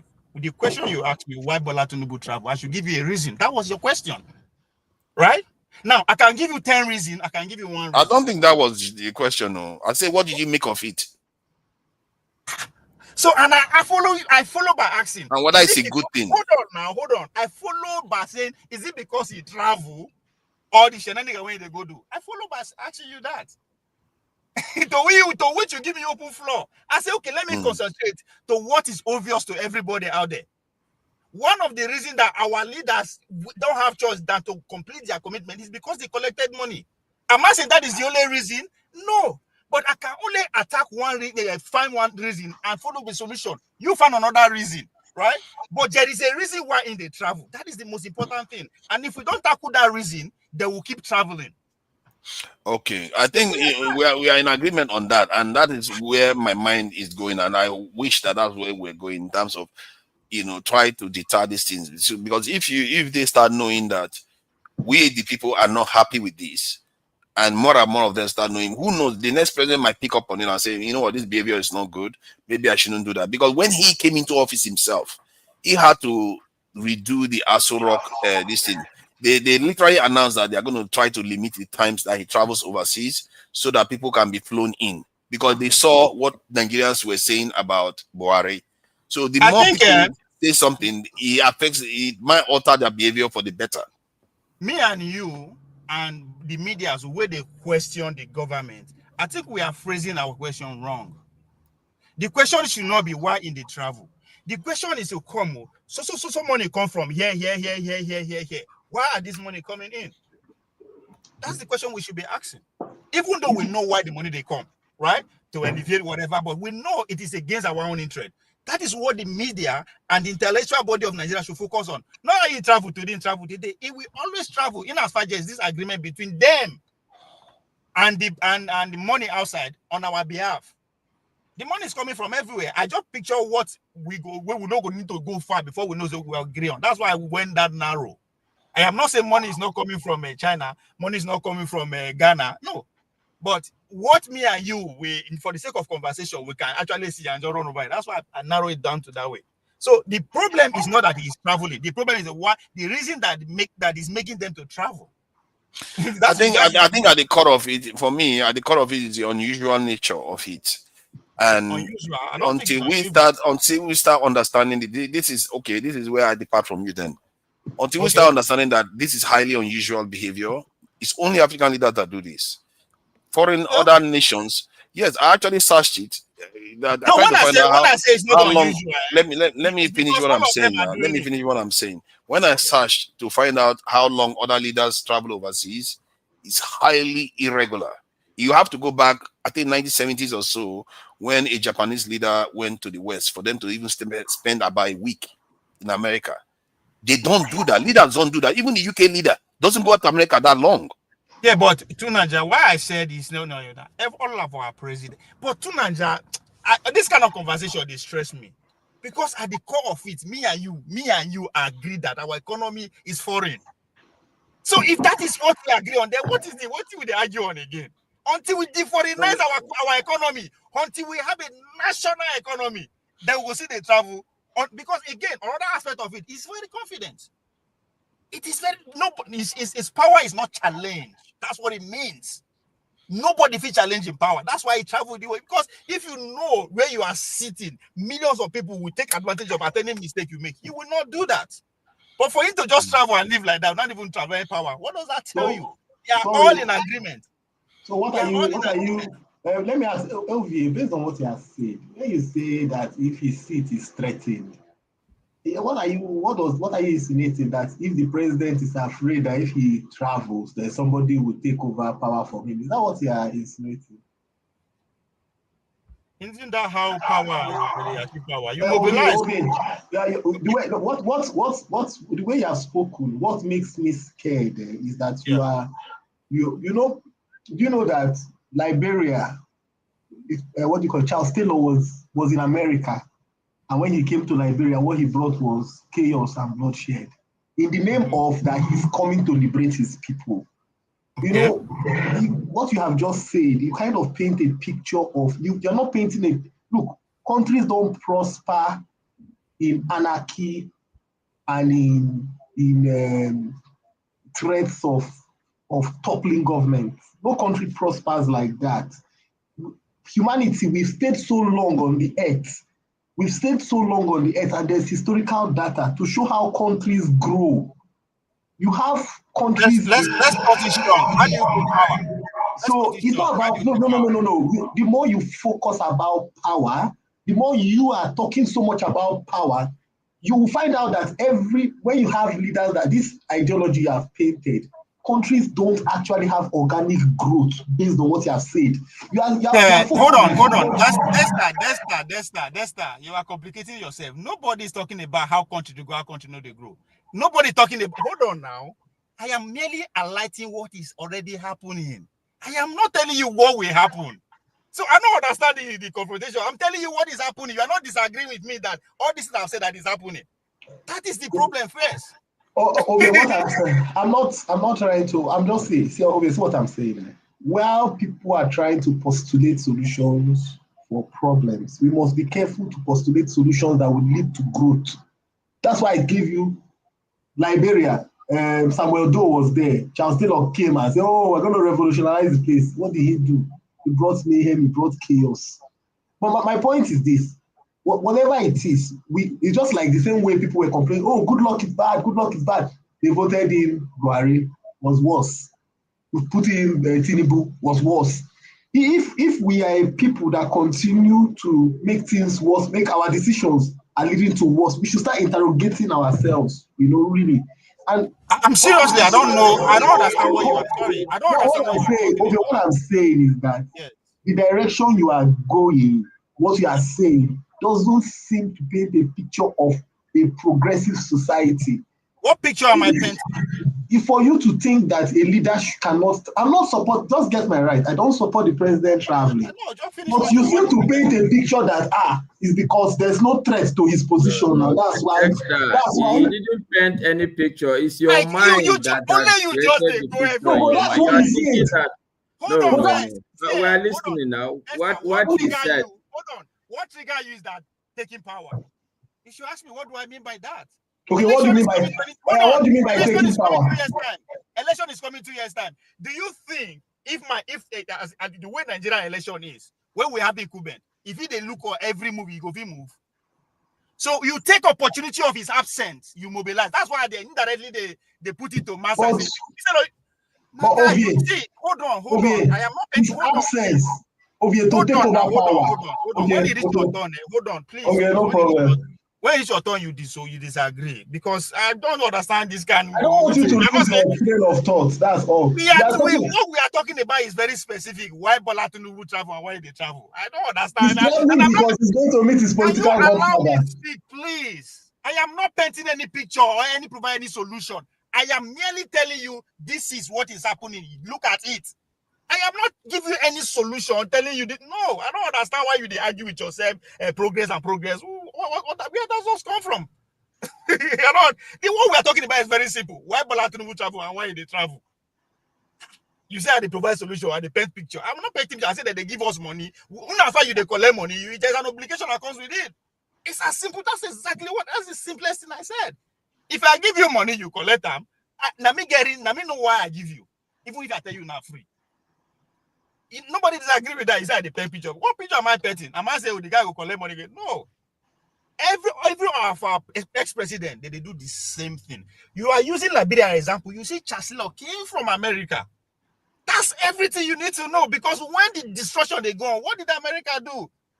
Maybe not then send them. So with all these things, when we want to make an example of picture on him, it don't even call for that progress. Talking about which progress? When I say take power, I am not saying as you know they say they go kill you. It does happen. It's not out of the game. But it is a period whereby people, those who are intention to go into the office are politicking. So if the biggest competitor, if the biggest man is not in town, what do? You go those places where if in there around, you no go feel go. Not be say you they fear because they watch you. So that is what I mean. Make Trump come up for America, go stay for other place for 3 weeks. Ovie, are you? Please, just when you reach your turn. Ovie, try to be a little calm down a bit. You don't want anybody to talk.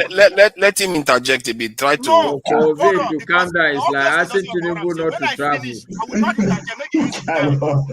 Make it use in time. The first 100 days of American president was a foreign policy. Why? It is a strategy to see how the home base will mobilize from opposition. It's a strategy. They focus on foreign public to see how the disgruntled men on ground will form opposition against them. So that is what I mean when I say he's not scared. Say nobody will form opposition against them. They're all in sync. So use your time to make your point. But that is not the point we care about. I don't care whether people are forming opposition against him. I just care about reshaping the minds of Nigerians to understand that certain traits of their leaders are problematic. They shouldn't be behaving like that. It's not what you think, it's about what he thinks. The man who wear the shoes who is a competition arena. I don't know what he thinks. My own job is to try to shift the thinking. Because if the people change, the leaders change. I have seen Nigerians influence their leaders. Let's not make a mistake. Nigerians have the capacity to influence them if their minds are in the right place. They will stop them. They will say, if you go... Yeah, if their minds are in the right place, they will stop their leaders. So that is, in a way, what we are doing here. No, the word there is if. But what do you mean if? Word. If Nigeria make up their mind. That's the word. Yes, but that is what a kind of media does. Media manufactures is a form of, they shape the mind, manufactures consent in certain things. So we try to change, they say, okay, this thing that is happening is not right. And if people start understanding it's not right, then maybe they will start influencing their leader not to behave like that. Who owns the media? We are part of the media now. No, I say who owns the media? The media that said the narrative is owned by them.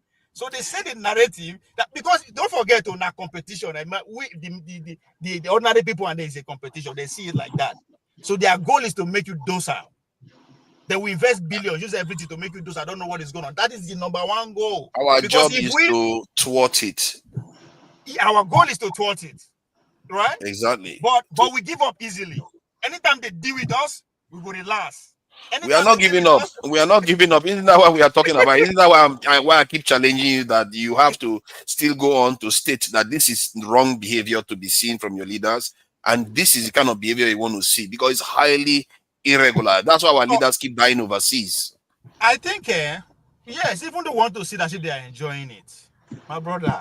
These leaders, they know to them they are not free. Now, what you just said, I'm not disagreeing with, but I'm saying we are approaching the solution from a very wrong place. We have to start from the basic, the step. What could be likely? Let me use that. What could likely be responsible of their journey?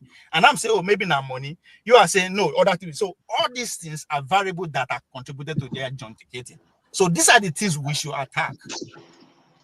Yes, one of them is also the fact that Nigerians don't like to do things within Nigeria. I've heard Jonaba come here and say he will not have his dog treated by Nigerian soldiers, Nigerian doctors. So you can see Nigerians also have this innate thing where they like to think that overseas is always better. And in some cases, yes, it is. Yeah, but me and you are guilty of that. Hold on, Ovi. Are we guilty? No, it's not. No, I know the point you want to make, Maska. I said, yeah, the point I wanted to make was that people have one part of it is people believe that things overseas are better, and in some cases they are actually better where you can measure that okay, you have to go and get treatment for overseas if you don't have the expertise in your country. Did that take care of your objection? No, that's not my objective. My objective is that today I don't see anybody listening to Chris Brown in Nigeria for music, for instance. Okay. I don't see people watching too much of Hollywood movies. The bulk of the people watch Nollywood. There is even Kannywood. Okay. So what my point is that Nigerians... Sorry, which one is Kannywood, just in case? Kanu. Oh, look at that. Nollywood is not good enough. Okay, let's no. You see now, you don't go off on a tangent. And no, I didn't know. I didn't know there was Kannywood. I just agree with what they are portraying. All those movie houses, those kind of Nollywood. You agree with the contents of their product? No. Let's finish his point. Let him finish his point. It's entertainment. I don't have to agree. The human mind is always looking for an escape from stark reality. So, in fact, if it's stark reality you present to people, that's why people, documentary is not as good as movies. The mind is looking for an escape, for entertainment. Okay? There is a lot of people who come here when they talk. This place, if it's the only people you air, this place will shut down because people will not find it interesting. People like Pansat, when they come, they are entertainers. So you don't have to agree, but entertainment is a different class. But the point I'm making, forefathers, my objection is that no, it is not true when you put a blanket statement that we Nigerians don't like Nigeria. We do. The issue is whether we like it or not. We also have issues with standard, but where you up your standard, Nigerians will like it. We are not that bad people. I would rather every time wear a house plot. Why would I wear a suit? For what? No, I think I agree with that point. I think that's what I was trying to address, where there are cases where we don't meet the standard. Hence, our people will go overseas. But there's also the case whereby your some people point just was that we generally don't like Nigerian things. That's why I qualified it with that last statement. That is not necessarily that way. That's why I qualified it, because when Nigerian thing is good, we will like it. Like exactly. I can't see I'm in London, but I can't go and start eating this what you people eat, that fish and chips. I agree with you. And that isn't that the basis of why we are saying they should buy Nigeria, and that if you do Nigerian things, even the hospital one we were talking about, if you build it in Nigeria, everybody will be coming to Nigeria for treatment and all the rest. So we know that. I already agree with that point that Nigerians will buy Nigeria if we strive for excellence within the country. The problem I have with our leaders is that they are not putting that excellence within the country when they have the capacity to do so. And our people really need to understand that our leaders do have the capacity to do it. No, but you see, again, forefather, obvious point, you can't run away from it. No matter how hard in fact, if we tie our leaders with rope, okay, if we use rope to tie them up, if the reason that is pursuing them out is stronger, they will cut that rope. Or at least they will cut the leg and leave the leg, one leg with rope, and carry the balance of the body where it is important to be. That's obvious point. Then let them go. Good to talk. Look, obvious point is that it's good to talk about it. But much more importantly, let's understand why are they even going? Why? Is it that he doesn't like the weather in the country? Is he going to Europe for the weather? Is that the issue? Ask yourself why. We know it's not the issue. No, it's not the weather. So what's the issue?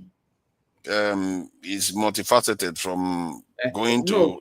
So beautiful. That's obvious point. That until you deal with these fundamentals, that trip will continue. Thank you, Master. Yeah, but the point we're coming from was to deal with the fundamentals. You need to sensitize the people to shift away from the behavior that is allowing it to keep happening. You have to change the culture. That is why we are here. The means you want to use already bastardized, which is the media. We have to form our own media and run our You are on a media platform. Since you thought of Pegolo, you are thought of and you are saying things that doesn't seem to add up. You are on a media platform. You are saying you need to buy the media platform. What are you talking about? No, I didn't say. I say we need to build our own media platform. One is not enough. I am not. What are you talking about? You have one now. You have a honorable platform. It's not enough. The people you are competing with have hundreds and thousands of videos doing their media. I agree with you on that. I agree with you. We need to do a lot more. I agree with you on that. You spoke about El-Rufai. Yes. But Madame is here and she's been waiting backstage. She was here before everyone actually, and she's been waiting backstage. Thank you for joining us, Daji. So what is the topic you want to talk about? You've been listening from the beginning. Welcome. Go ahead. You are muted. Thank you for having me. Nigeria is my daddy land. I was born in Nigeria, to be honest with you guys. But we can do better. We want to come home. Sometime vacation, you get what I mean? And anything can happen to anybody, to be honest with you guys. Anybody can get sick. Car accident, anything can happen to anybody. Nigeria, we need a good hospital. Few. And also I was watching YouTube, to be honest with you guys. I will keep it real. I was watching YouTube. Nigerian woman was begging for money to go to the hospital. All this thing needs to stop. For real. We can do a lot better. And these are old people. They was begging they was crying. It can happen to any tribe in Nigeria. It can happen to Igbo. It can happen to Yoruba. I was anybody. These are our people. We can do a lot better. To be honest, we don't need to compete with other nations, but one or two things we need to do better. And I was watching on YouTube. I saw a Nigerian man going to South Africa, and they were kicking them out from the hospital. It's a shame. I'm Nigeria. I can deny it. I don't want to deny my root. My mother is Nigeria. My dad is Nigeria. I'm Yoruba. Yoruba. So enough. We can do a lot better. For real. It's getting to a point we all ashamed. I'm ashamed. I won't lie to you guys. We can do a lot better. We don't need to compete with nobody, but we can at least let's put one or two things. Anybody can get sick. And even people that are telling you not to do it, they come to Nigeria, they can get sick. We can do better, please. I'm not, honestly, I don't want to come here. I don't want people to see my face, but it's time to be talking. We cannot keep our mouth shut forever. Enough. For real, for real. I appreciate that. That's one thing I need to say, because me, I don't know. I just can't keep my mouth shut. We welcome We you here. can No, do better. don't keep it short. Don't keep it short. Don't mind Honestly, I have home in Nigeria. I want to come home. I come home, I get food. Daji, Eshe gone. But guess what? I am in Nigeria. Nigeria is good. No issues here. I'm in Nigeria. I'm talking now from Nigeria. We can do, all right. Because everything we see sometimes, I don't like it, to be honest with you guys. It breaks my heart. Nigeria was so good. Why our leader going overseas for treatment? Thank you. And we need to do better. better. I hear what she's saying. Why we really are need you to in do the better. UK forefathers? Because like I said, it's the same problem that is infecting all of us. I went there years ago. And if I had the mind that I have now, maybe I would leave. Forefathers. It's like saying that you should stay here and create job for yourself. No, I agree with you. Now, I'm there in Nigeria. I'm working all the time, every week.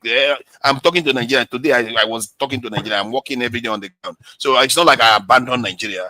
And the reason why I left was the same stupid mentality that I had when I was young. But now you are here, your eye open. What are you going to do? You try to make amends, isn't it? No, that's all I can do. Look at that. Who says I'm not going to come back? The moment I get a chance to come back, I'll be on the ground. It's only one life we have to live now. What is chance? Somebody collect your passport. Oh, look at that. You see, you make it look like it's that simple. It's not that simple. Life, once you are entangled, it's not that simple. Making Tinubu's life that simple. You hear the way he's talking. I know. I met him in Nigeria. You would think I don't go to Nigeria. I met him in Nigeria. It's acting as if I don't go to Nigeria. Developing nation. Our job Can I please say something? That's supposed to be simple. Yes, go ahead. So can I say something? Honestly, I'm a US citizen, right? I can come to Nigeria any day, anytime. And I can go to London, I can go anywhere.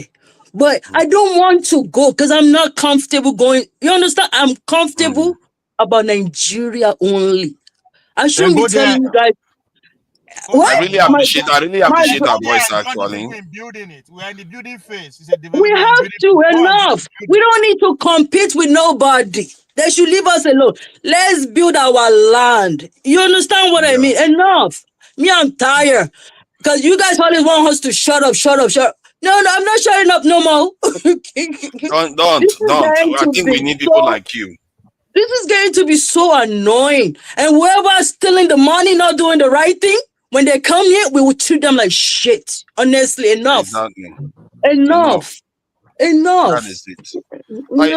That is how I felt when I saw that young lady today that was in tears, and another older one was trying to instill hatred in her. And I was like, this is the next generation of Nigerians, and this lady doesn't want this hatred. And not they were trying to pile it into her. We're not scared of nobody. Nobody. Never again. Enough with this bullshit. You see me? Exactly. I'm so, I don't want nobody to see I don't care. But they need to fix our land. Enough. Yeah. I appreciate you. All right, sir. Thank you. Because if you guys don't do the right thing, we're going to be talking. We're going to be calling their name. You stole this money. Everything going to be coming out. Enough. Because we all seeing everything. For real. They need to do one or two. We don't need to compete with nobody. Fix the road, fix the light. That's it. Healthcare, just little. They just abandon everything. Boom. Who does that? Who does that? They don't allow that no more. For real. Enough. Thank you, sir. Thank you. I appreciate you, Daddy. You are welcome anytime here. And whenever you show up, all these people will keep quiet. That's the rule. The women are allowed to speak anytime they want. All these small members. Thank you for joining us. I really appreciate your voice. Papa is a dictator. Don't look at that. All these rough people. Since he became a Pegolo supporter, his city has come down. He prefers people that don't go to school. He's become a rough person. I feel marginalized. Oh, look at that, marginalized. You are getting what? You see, today you are talking about transhumanism. Then the next thing you become rough again. What is that all about? You become rough very quickly. What are you talking about? What do you mean? No, you are talking about transhumanism one moment, and the next thing you start talking about let them do anything the way they like. And now they tell you say now where will they carry the conversation? If we want to elevate the conversation at that level, we go talk about them. Because that for me that's more important than all this. Because which one be all this smoke I'm seeing around you? Are you in fire? If you are in fire, we should go and call fire brigade. What is going on with that smoke? I don't know what is going on. Are you sure you are not on fire? Are you not? Should we call fire brigade? No, what is going on? On the more serious note, right? But Mali say they are looking for power, but they don't know the hour. Our Nigerian leaders, it's not that they don't know. They make sure we don't know how the world is change. The world is literally like changing from what we never see before. But they define who will be president. President to do what? To maintain the status quo. Right? The world, and when you go to that point, the world is in a very, very interesting position right now. There's going to be a lot of change coming up that is almost universal. This is not about race or anything anymore. No. But that conversation, I really wish I'm still doing Philosophy Sunday. That's something we'll probably need to have, because it's not based on politics, or it's based on our future. And everything I worry about even security and everything may be rendered useless in the near future if the fears of some of the best minds in the world is anything to go by. There's a lot of things coming along the pipeline. It's scary like hell. The people that are the most scared are the ones that are earning billions of billions. They are so scared of what they are doing. That is how crazy it is. Tunanja, how about do you disagree with this has been Mr. James' point all the time? People who are going to Chatham House, should we stop voting for them? Because it's responsible for the travel too. It's part of the traveling. It's part of it. You stop them. You can deter them by not supporting them, or you make them know that they shouldn't be doing that. They have to be communicated with. If you communicate with the Nigerian politicians, they will respond. I believe so. They don't know. We have to take action, but until they see maybe one of the presidential candidate leader, because that's one thing about running for president. Some people run for president just to bring one particular issue to a national audience, right? I hear you on that. National economy, nobody should travel, all those things. One of them will not do it, because. And if he wins, the others will follow the same behavior. Don't finish with that now. Because that's the truth. The politicians, when they see an idea win, everybody will toe that line. They will start following that line. This one, everybody's throwing godfatherism right now, because godfatherism won. So at least, so if let's say somebody like Peter Obi with his civility comes and wins, as a matter of fact, Peter Obi has a duty to win right now. It's not just to win like that. He has a duty to win, because if that way of life wins, Nigerians will be far more civil with each other, with the way they do things and their discourse and their behavior. And he too is not for this foreign travel for hospital. He said it himself that if he dies now in Nigeria. That's how it's going to be.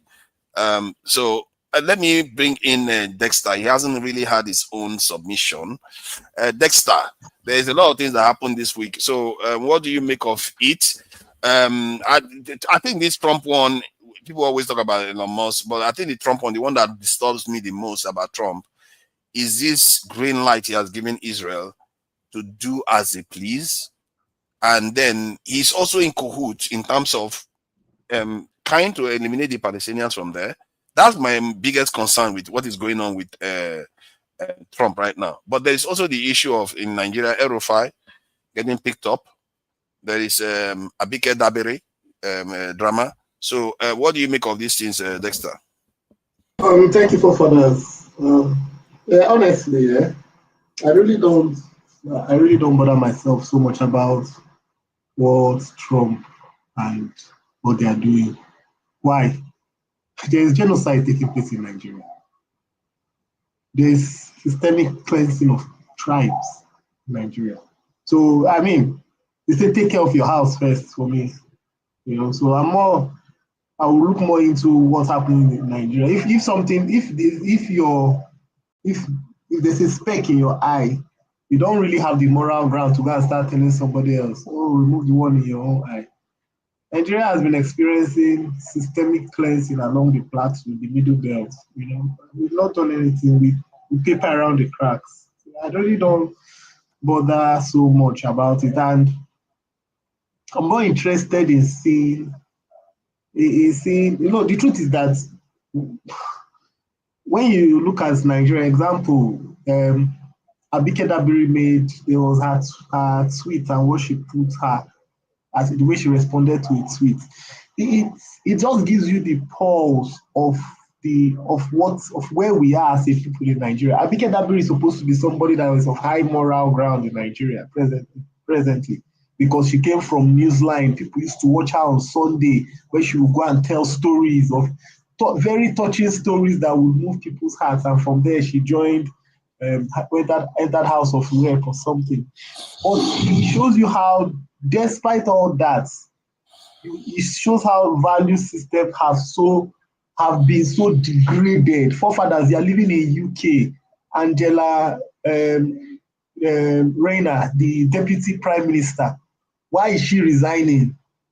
Because she declared she underpaid tax for a new house she bought. And within 4 days, she has to resign and go. These people are not religious. Angela Rayneer is not religious, but the moral responsibility is there. Within 3 days, boom, she's going, leaving. She can't stay there because what she has done, she can't stay in that position. But in Nigeria, you have Abike Dabiri, who is supposed to be leader of representing Nigerians in diaspora. On several occasions, she has misrepresented that the position she's in. She has shown that she doesn't really deserve it. Because how come she hasn't been sacked? Because she is in the camp of this person, of Tinubu. Don't forget that position, in fact, Abike Dabiri is the only person that is holding a position from Buhari's ministry. So, Buhari had his team. Abike Dabiri is the only person that has crossed on from Buhari to Tinubu. She has been the only person to stay there. But my point is that it shows, if someone like Abike Dabiri, that people used to hold the time, people used to look at her back then in Newsline, watch Newsline on Sunday and come to listen to the touching stories. But look at where look at her moral compass. It's so low. That tells you the level of decadence that we are experiencing as a country. And until we come and start building, the truth about it is that the Nigeria that will be great is not the one we see now. It is the one that we invest in the next generation. People that are going to primary school to build the right morals, build them for the next 20 years so that they will become leaders. Because the ones that are coming out now, I can assure you, it is horrible. If you have schooled in a college in the UK or in Denmark or in Sweden, in Europe, or even in America, when you go in there, if you see the environment alone, when the child enters in there, the child wants to learn. If they are trying to, you see the way they will structure you see the learning environment. Well, go to Nigeria, what the people that are going to universities, except the ones going to private universities, the ones going to federal universities, go to their lecture hall, overcrowded lecture hall. You go to their accommodation, overcrowded accommodation. You go to their their restrooms, dirty, uncatered for. What do you expect to come out of that kind of society? What do you expect when you put that inside a child? Even the federal schools, if you go to the federal schools, King's College used to be, to be honest, people like El-Rufai, El-Rufai is an alumni of King's College in Nigeria, used to be one of the big schools. In fact, people used to come from abroad to school there. And then we had federal government colleges that were supposed to be beacon of excellence. They go there today.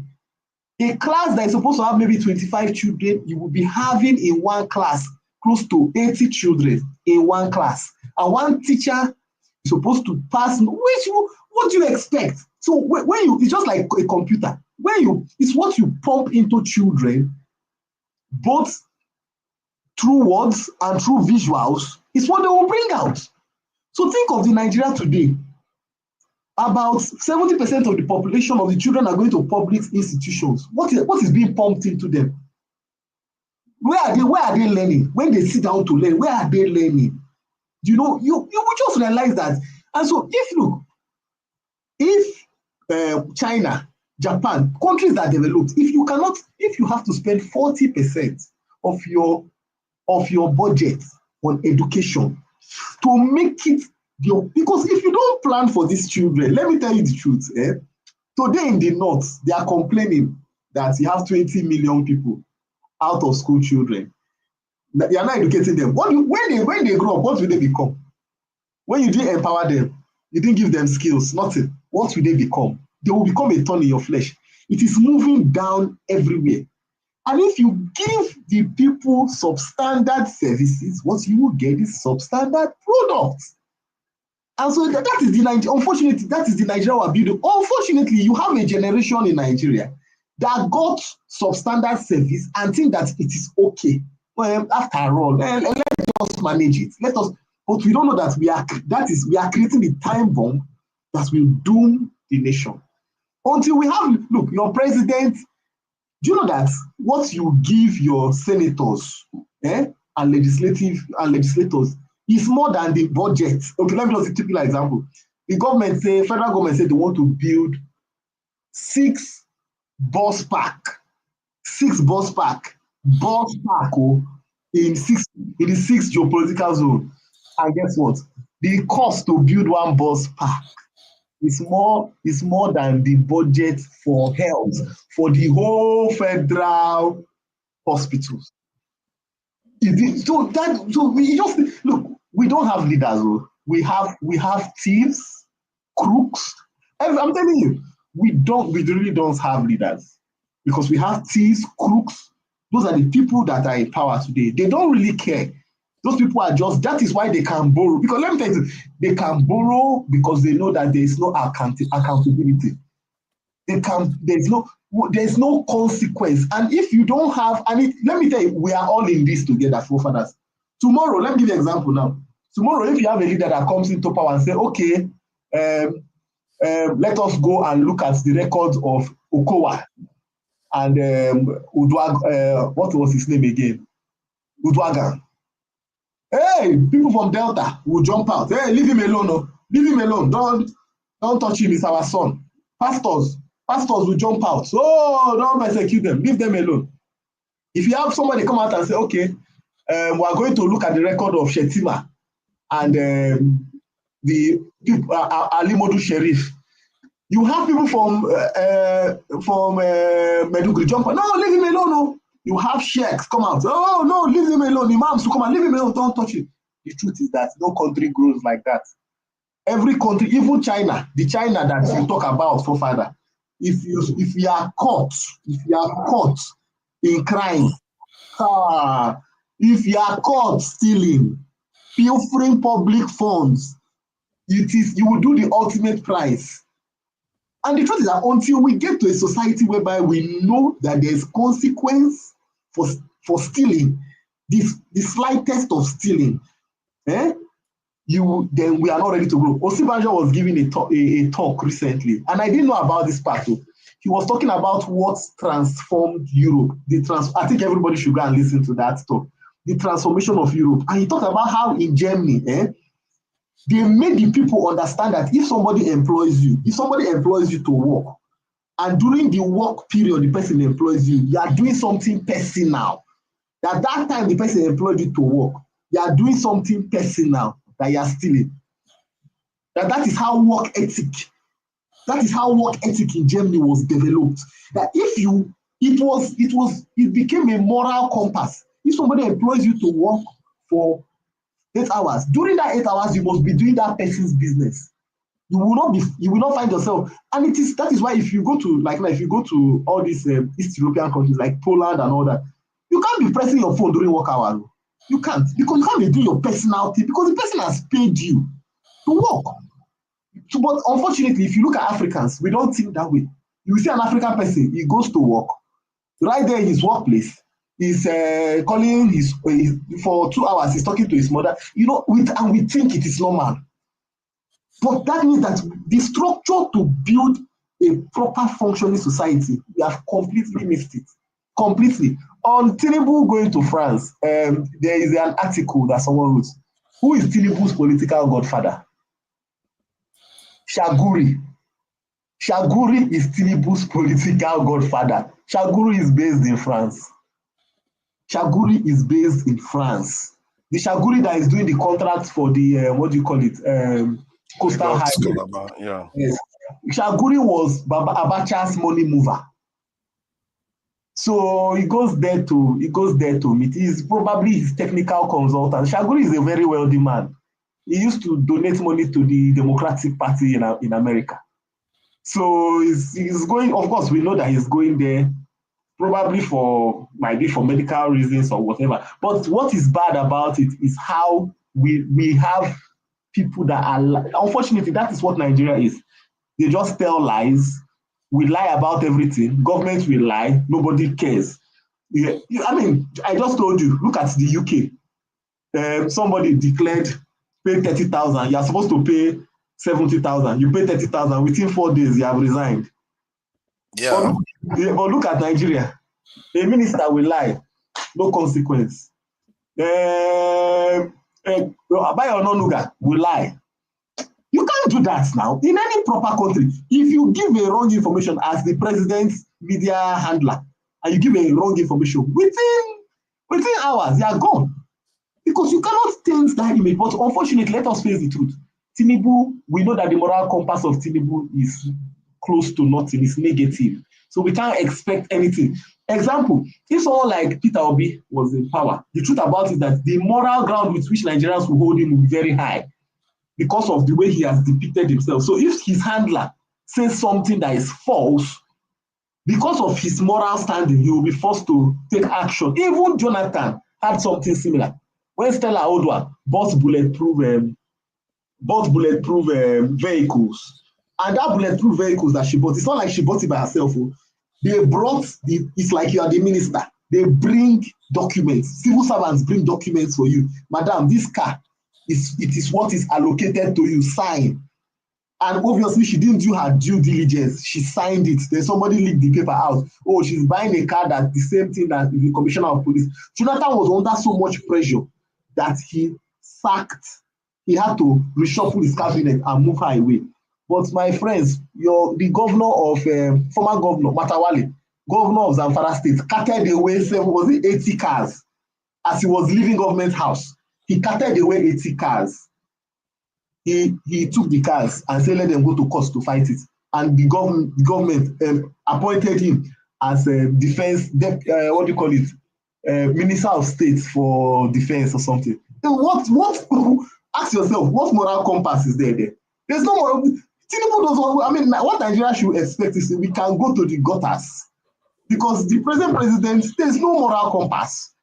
He makes a statement today. His handlers will come and clarify. That means because the statement he made was false. What does that tell you? He goes to Brazil and tells the international court, corruption is gone in Nigeria. Corruption is gone. And your minister bought a house. Your minister bought a house in America under his wife's name, and that his wife that is a justice in the appeal court is a active member of the Democratic Party in America. Yes, it's an active member of the Democratic Party in America. You know, so I mean, you have all these kind of shenanigans happening, and the president doesn't care. And Nigeria, there's nothing, the truth, there's nothing to hold Nigerians accountable. Unfortunately, if elections don't go well, the way it is going, the truth about it, forefathers, all these things we are saying, the present handlers of Nigeria don't even care. They have showed us exactly how election. Wiki has given Tinubu the template of election for 2027. I hope you are aware. Wiki has given Tinubu, because the Rivers State election that took place, that was for local government chairman. Guess what? The person that won one local government, Obiako, he had more votes than Tinubu had in the whole state. The person that won Obiako, had more votes than Tinubu had more votes than Similaye Fubara had in the whole state. So that person in one local government out of the 23 is more and there was no beavers. There was no beavers. So what Wike has just done is that he has shown Tinubu, look, I am the man. This is how I will give you 2 million votes in Rivers State. Yes. Yes. And of course, because Tinubu wants to come back, he has to condone it. Or is it what is happening in Lagos State? Did you see what happened in Lagos State? Badebo Rosevival wanted to do let's allow this in Ify to come in. Madam Ify hasn't been here for a long time. She hasn't raised her hand. Otherwise, I would have stopped you a long time ago. She likes to be humble and all that. I don't know why. Welcome, Madam Ify. It's been a while. What is going on with you? And I hope everything is all right. You're just taking a break from the Nigerian Wahala. But regarding the headlines, we talked about Abike Dabere, El-Rufai getting arrested. Tinubu is gone to France and Britain again. And Elon Musk is about to become a trillionaire.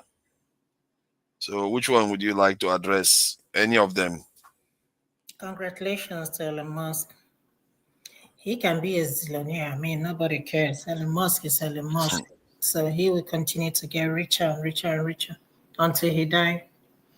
Abike Dabere's own is the one that is so disgusting to me, you know. And like you guys, previously said, everything happening in Nigeria is just because we don't care. Nobody cares. Anybody can say whatever they want to say and get away with it. So for people clamoring, again, you're not going to like what I'm going to say. For a lot of people clamoring for one Nigeria, this is it right here. This is the one Nigeria all of us are clamoring to have. If somebody who is a public servant can open his mouth, her mouth, and say this, and nobody said anything, and nobody condemned it, in a country of 200 and something million people, and everybody kept quiet, and people are not, rioting or, standing up against her. None of your politicians said anything, your presidents, your ministers, nobody. What does that tell you? Who is still talking about 2027 anyway? Who is still talking about 2027? You? Maska, hi. Maska, good evening. Maska, there will be nothing is going to come out of it. Unless Nigerians unite together.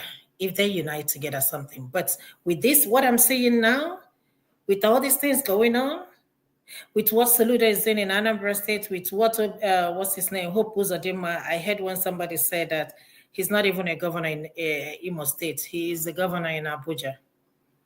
Most of the governors, they don't even live in the state. Is it that guy that wears white all the time with the red hat? Yeah. And he was in with Tinubu again when Tinubu was going overseas. And he's supposed to be Imo State governor. Yeah, he went to say bye-bye. Oh my God. That is Imo State governor. I thought he was like a minister. No, when he comes back, he will come back and say, welcome, sir. Wow. Huh? And your state is burning down. But you have time to fly to Abuja to go and tell the president bye-bye. Wow. Because we continue to condone this foolishness that is happening in Nigeria. I mean, how do you expect anything good to come out of that country? Nothing good will ever come out of that. Whether we like it, I know forefathers, you're not going to like it when I say this. Nothing will ever come out of this country. You cannot expect to do the same thing over and over again.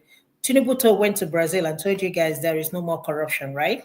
And like you say, Wike's wife, whose salary bought a $2 million house in Florida. All these people, they are acquiring all this wealth. What are they going to do with it? Where is Abacha today? Where is Buhari today? All this money to do what? Nobody's being held accountable. We are losing our resources. He came a few days ago and told you people about revenue. The next day, he borrowed about $1.7 billion fresh loan, right? To do what?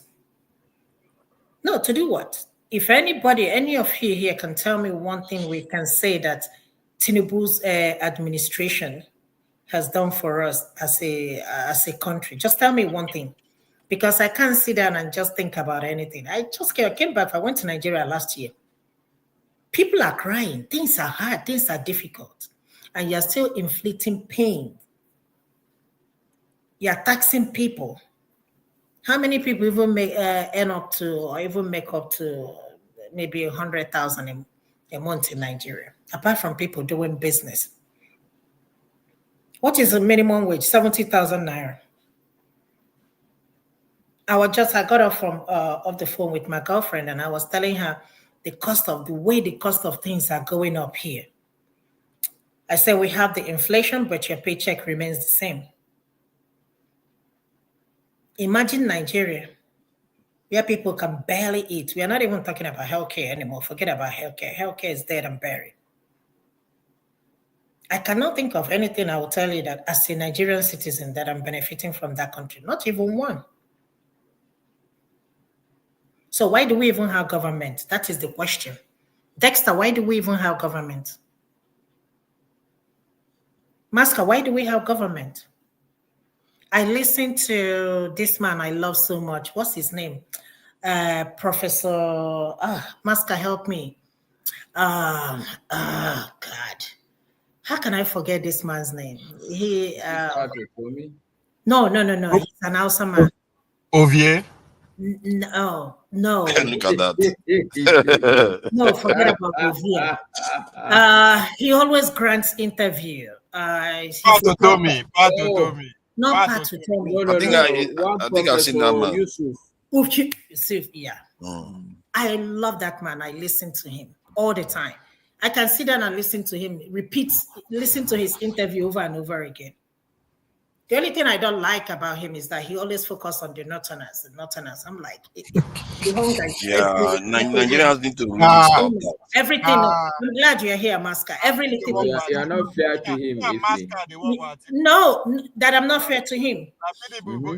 How am I not fair? You need to listen to him talk about health insurance in Nigeria. Did you hear what I said? That I can listen to yeah, him. he focused more on Northerners. That's what you No. said. What I'm saying is that sometimes when he talk about this hunger, he always make it look as if he's only in the Northern. Hunger is everywhere in Nigeria.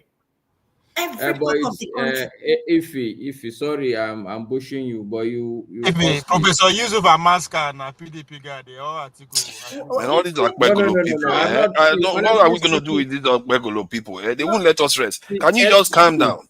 No. Yes. Look, it's good you like him. I personally don't like him that much. Okay. And my reason is very simple. There are two factual reasons. Okay. Number one, look, you were part of the government. It's only when there are issues that you left. Yes. Secondly, he supported Atiku. I have you didn't even let me finish, but go ahead. So, but anyway, no, I'm saying I'm trying to. You like him. I don't like him that much, but I'm just saying that I'm making excuses for him because I've listened to him speak about national issues. I agree. Listen, and what I'm saying. And the second thing about speaking about hunger and problems, insecurity in the north. Okay, insecurity is everywhere. It's even not as bad. No, Ife, you need to come to the north. I will sleep and dream that I've been kidnapped. Okay, let's say it's only let's say it's more in the north. But Righteous Man is laughing at me.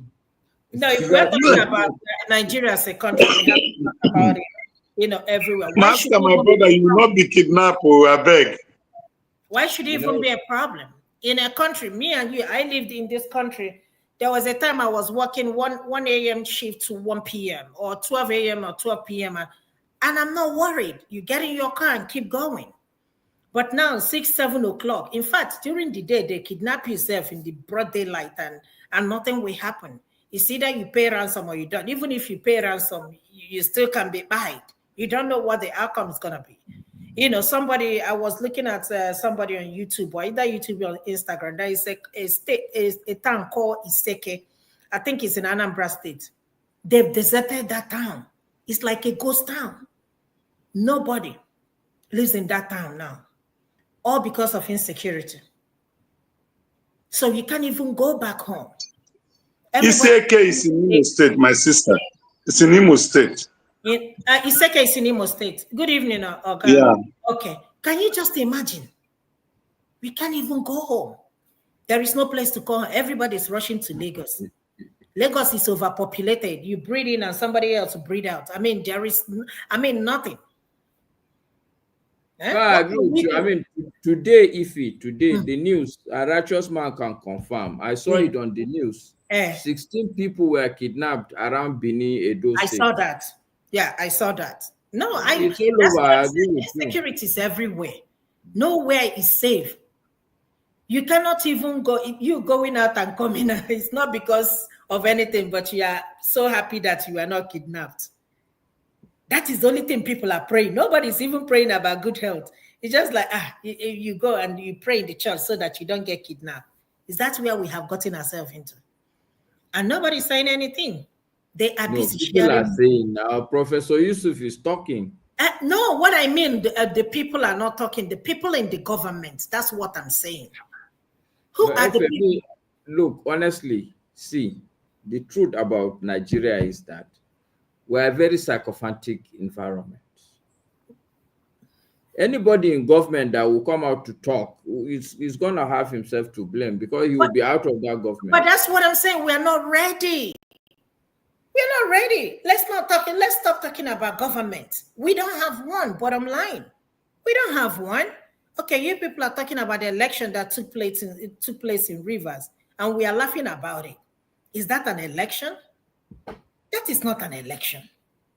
You know, Wike is the governor. Wike is even third in command, if not second in command.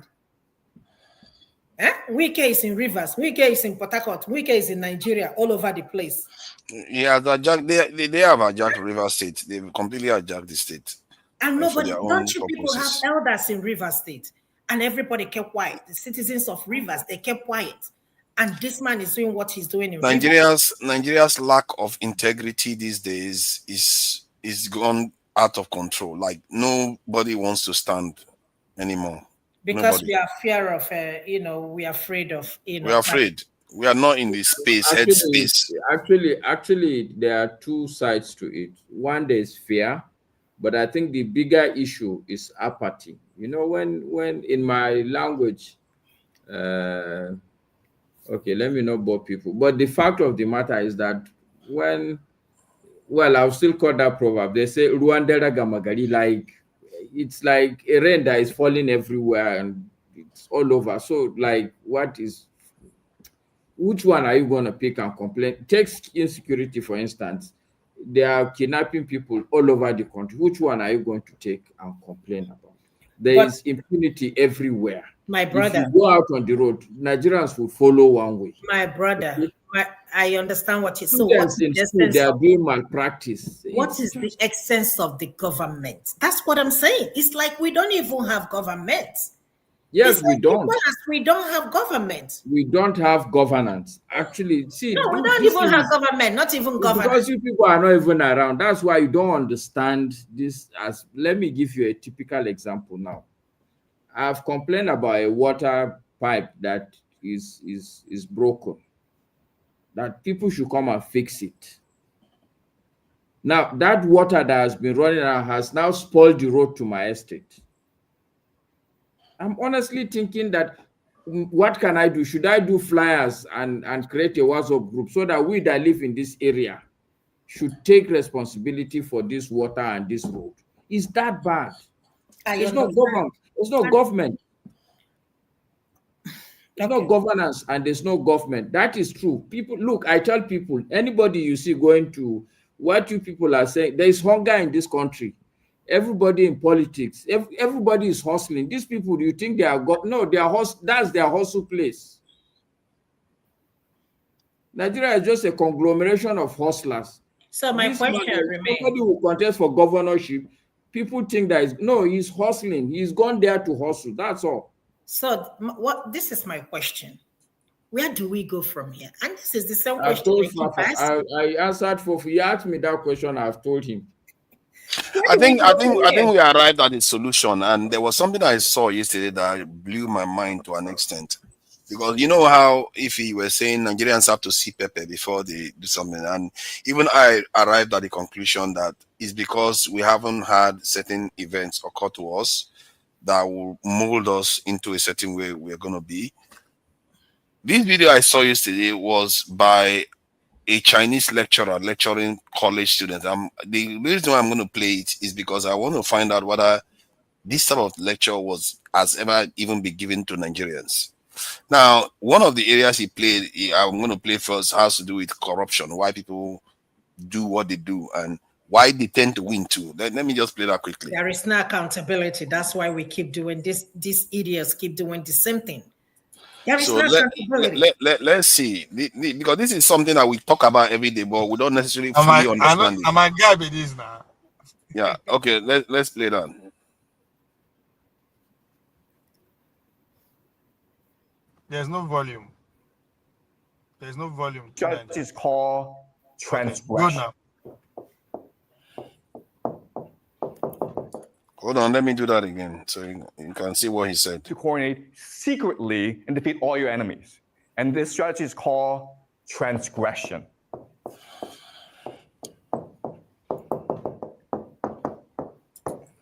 Transgression.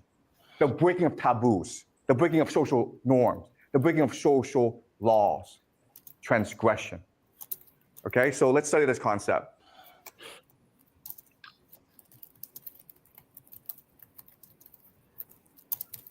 All right, so the idea is that, the theory is that the greater you transgress, okay? This is the level of transgression. The greater your cohesion, which leads to synchronicity. Okay, that's a theory I want to propose to you. All right? So transgression, I mean, it's a very simple idea. You're breaking the rules, right? You're cheating. And therefore, everyone wants to put you in prison. Which means that the only way that you can survive is if you keep the secret among your group, right? Which forces cohesion. Does that make sense?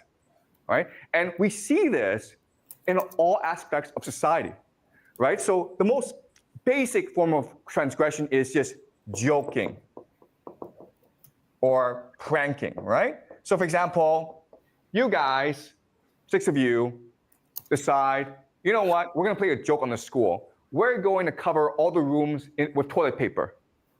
It's a joke, it's a prank. But obviously, you don't wanna get caught because the school will punish you. And this joke and this prank will make you more cohesive, right? Because now you have a secret amongst yourself. And if anyone betrays you, you're all screwed, right? Does that make sense? That's the logic. The other thing that's really interesting is that when you transgress, when you break a taboo, you feel empowered. You feel liberated. And it becomes addictive, right? You fill the school with toilet paper. You're like, that was a lot of fun. Why was it fun? Because you broke the rules. You feel I'm more powerful than my teacher. So you keep on doing more and more of this stuff, right? Then you may be like, hey, let's go to the store and steal a candy. That candy may cost $1, nothing, right? But you try it and you are terrified. You're seized by doubt. You're seized by fear. Sorry, so this is the sound that tells us that we should go on break, but again, we don't go on break in this class, okay? So I apologize. We're not taking a break. We keep on going, okay? But that's what the sound is. Chinese looting. Okay, so you're terrified because your mother, your teachers, everyone told you stealing is bad, right? But when you actually go and do it, how do you feel? You feel energized. You feel liberated. You feel empowered. And if your friends were with you, the friendship becomes much more unified, much more cohesive, much more synchronized. Does that make sense? And now you want to like, let's break more rules. Let's see what happens if we break more and more rules. And you keep on going because it's addictive. And ultimately, there's a transgression that is the ultimate taboo, which is what? You guys know? Yeah, right? This. Right? Can you think of a more worse transgression than this? That's why they do it. Because it feels empowering. It releases energy. They do it because they believe that when you do this, it releases divine energy. And when you actually do it, okay, guys, I'm not telling you to go do this, okay? Please do not do this, okay? And please remember, okay, this is evil. We should not be doing this. But when you actually go and do it, those who can do it, they feel as though they are now inundated, that now they are now filled with divine energy. They found the secret of the universe. They found the ultimate power in the world. Another transgression, which is not as bad, but pretty bad, is the idea of incest, right? And there are secret societies out there, guys, that do this. And you know what, guys? I hate to tell you this, okay? But they do it in public in front of everyone else, because that creates both group unity, synchronicity, and it releases in their minds divine energy. They have now access to God. Man, this is too much. I don't want to ruin Nigerians' mind. I think let me just stop it there. It's just too much. See, some of the things he talked about, he also went on to talk about, let me just see that one, because that's the one if he talks about quite a lot in terms of our behavior when things get tough. It's a bit long. I don't want to, because it's very tricky to narrow it down where he just distilled the ideas down. But the idea was what people do when they are being pushed. They become, like you said, he was talking about why they are united in their corruption, in their evil ways, because that's how they survive, and it gives them power. That's why they do it. And okay, now let me go to this one. Your son is in danger. Feel it. He hasn't called you. You don't know about this, but in your heart, would you know it? The answer is yes, you would know it. You would feel something is wrong. You would get on the phone and try to call your son. You can't reach your son, you would call the police, okay? You don't know what's happening, but something in your heart is telling you, I need to get in touch with my son. Okay? And that's how the hive mind works. That's how synchronicity works. Let's look at another example. Let's just say that one day there's 10 of you and you're all collecting wood. And then suddenly you're attacked by 100 flesh-eating monkeys. There's a bridge that you've created, okay? It's a rope bridge. 9 get across the bridge, all right? But you're the last person, okay? And all the monkeys are about to descend on you. And you know that if the monkeys get across, your comrades are dead. So what do you do in this situation? Yeah, you cut the rope, okay? You die. You didn't think about it. You just kill yourself, because what matters is not your life. What matters is the family. What matters is the team. And we know about this because in war, what often happens is in trench warfare, the enemy will throw a grenade into the trench, right? There's not enough time to pick up that grenade and throw it away. So what soldiers do is they will jump on the grenade and absorb the explosion, thus killing himself. It happens instantaneously. No one thinks about it. You just do it because what matters is saving your comrades. And this is what happens. Okay? A synchronicity develops where it's almost as though you're able to read each other's minds.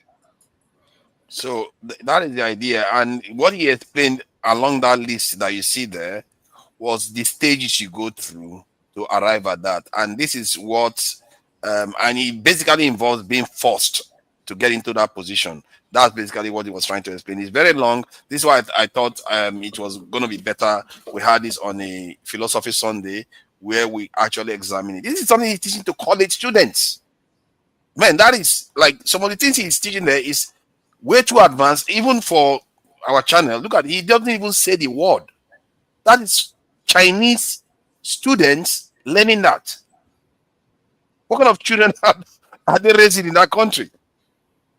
So basically, it described how when people are in danger, they tend to form groups that tend to make them more united. This is why I said because we didn't fight for our freedom. And he gave an example of how people struggle. That's what bonds them together in such a strong way that they go on to do great things. They are very, very powerful when they do that. And that's what he tried to explain. And if he's saying that we need to suffer what more. war did Americans fight, forefathers? The war for independence. What do you mean by they fought for their independence? They just handed us independence. They fought for their independence. We didn't. Okay. They did. So people that do those things, they tend to form a strong bond that makes them very formidable. As a matter of fact, when he described it, and I'm not surprised. It's not surprising. It's human nature, and you see that demonstrated in wars, in places where there's conflict. Yeah, go ahead. Do you see any bond form after the Civil War in either side? The reason why that didn't happen was because we were fighting against ourselves. Because the people that were defeated were now part of the family. If there had been it was a foreign entity. In fairness of the Igbo people are much together today, and I think it's because of the Civil War. You can argue that. You can argue that too, but I'm not so sure. No. That's a new take. So what do you mean they are more together? So before the Civil War. Okay, so let me let me give you an example. Okay. On this channel, no Yoruba man will come and defend the Yoruba race. I've been on this channel for almost 2 years now. I dare not say I'm going to defend any Hausa man because, like, waiting concern me. You know why? I've not had any Yoruba man. Wait, any Yoruba man come on this channel and brag about the fact that the Yoruba people are the best race, or they are this, or they are that, or they are this, or no. But just listen to an average Igbo man coming on this channel. You know I why? use the word average. There are people like Dr. Damages who would never, his dead body would not do something like that. But take Passat, for instance, or who else now? Okay, take OD, take KJ, for instance. He's not gonna do any topic without mentioning Igbo. He cannot spend one day on this platform. I'm not mentioning Igbo.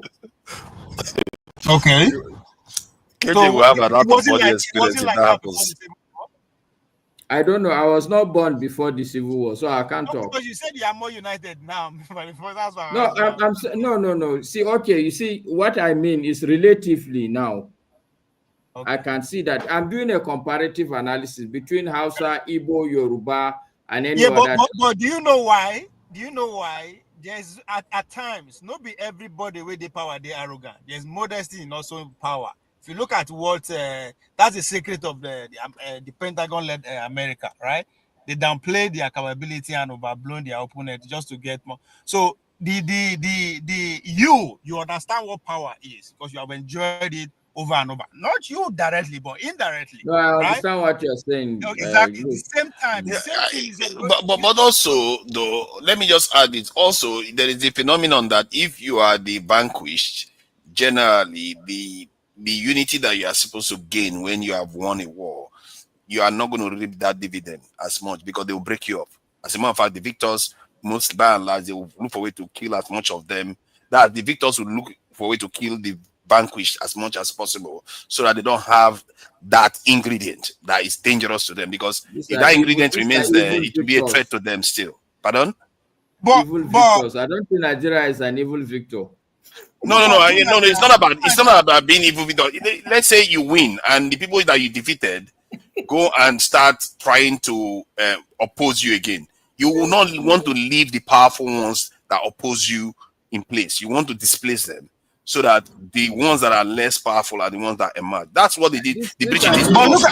But look at the Bottom going. That's what the British did to us. Sorry, Ove. I think you should leave this topic to another day because I see your point, but I think it's very complex. Because if you take Germany, for instance, this thing you're saying, if you know as a victor, if you put too much pressure on the person you vanquish, you're only putting another ingredient for him to regroup. Oh no, I understand that part. It's just that you have to break up, like Nazism. Now you have to break it up. Like when they defeated us too, they made sure they removed the kings, exile, and remove all the stubborn ones like Ologbasere of Ovaro, where they made sure they dealt with him properly. That fool that I thought he could. So that's what they do. They get rid of all the stubborn guys. I think in Germany it was, I think Mengele, or was it? I've forgotten the name of the henchmen of Hitler. They make sure they get them because those ones are the executioners. Those are the ones that they are stubborn. So they have to get rid of those ones and break up that dynamics. Now, but Tunaja, what you are saying, what you are describing is interesting, right? But look at it from before and recent history of Nigeria, right? There's argument out there that says that during Obasanjo, people that will actually give Obasanjo administration or the PDP Ango administration fight in terms of give us with the people benefit of the democracy were systematically executed. The likes of Fushio William, the likes of Harry Marshall, the likes of Bola Ige. These are different breeds of Democrats who could have led an opposition, a formidable opposition party against the Obasanjo administration, but they were all eliminated during that time. Again, from the Civil War, the victors, and Nigeria are 3 points, right? The victors pretty much come in two folks. Again, there's assassination that took place between the two camps that kind of now bonded together in terms of how to share power, even though it's via quote unquote election. So the defeated one are still being, they are still being penalized, like kind of, because there are consequences to these things. Now you now see where that what Maska is trying to describe is coming from, right? So that's where it's coming from. So once you are making that why an average Igbo man is actually being upfront with who is and all that, you should understand where Yoshi is coming from. And we should say, oh, these people are being modest with power. Of course, you are in power. So again, wait till you go to just like the Yorubas, right? You can insult them all you want at this point. They are up there, right? Until they're in the other way around, they are hungry for power. So the dynamic, the analogy we are using is very, very, very present in our daily, at least at the political, level. It's still going on.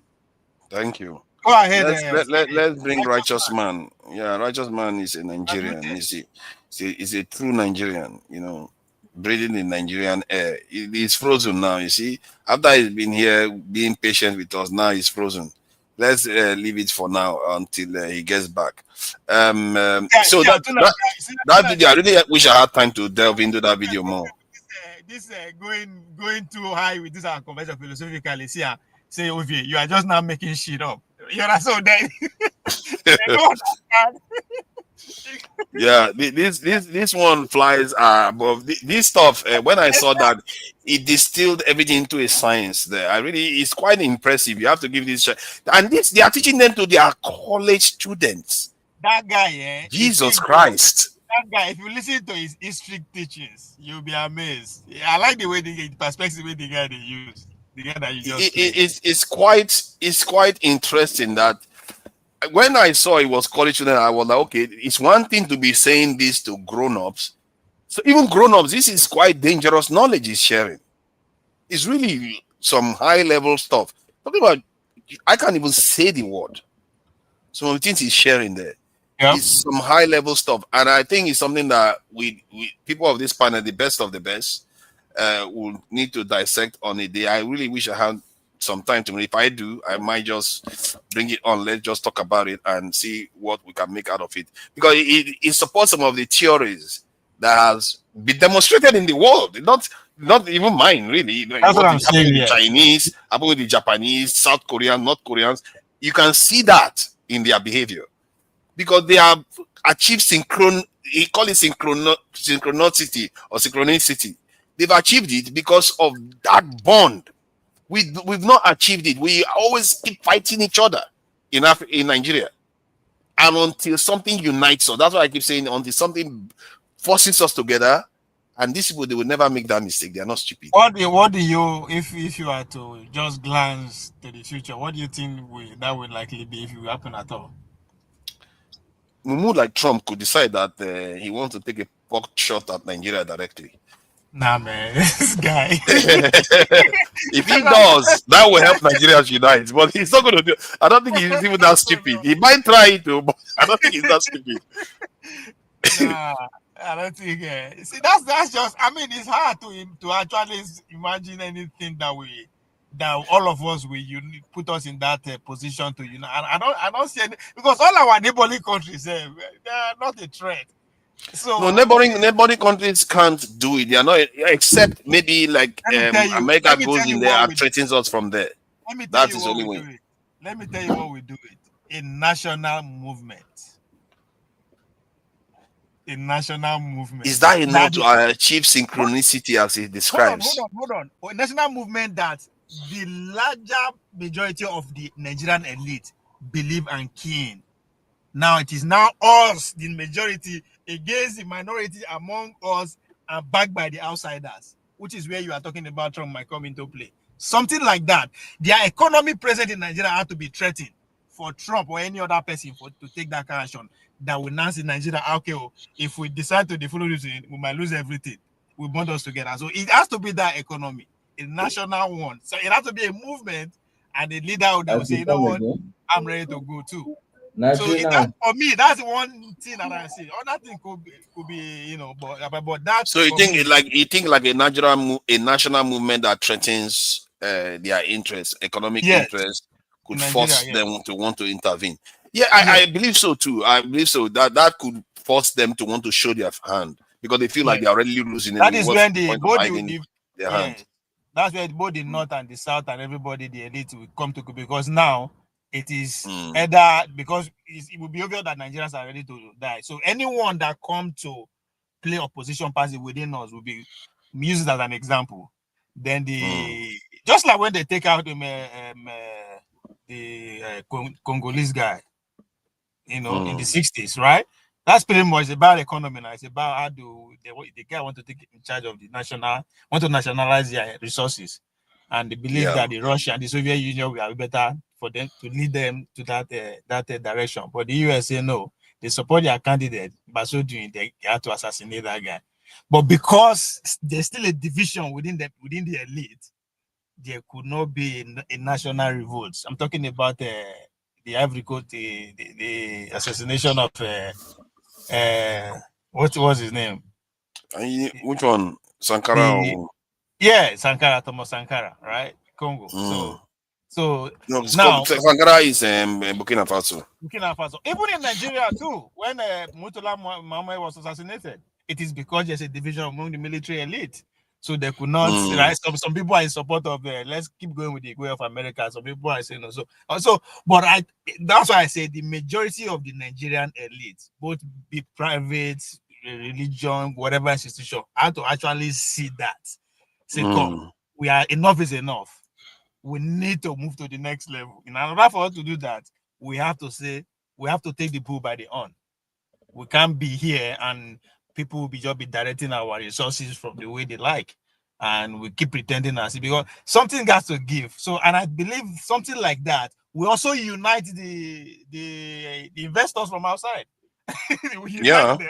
They will support one of us, and that's where the thing will. So that's where it's gonna blow. Something like that. I think something like that. If they see they don't have a choice, they might intervene.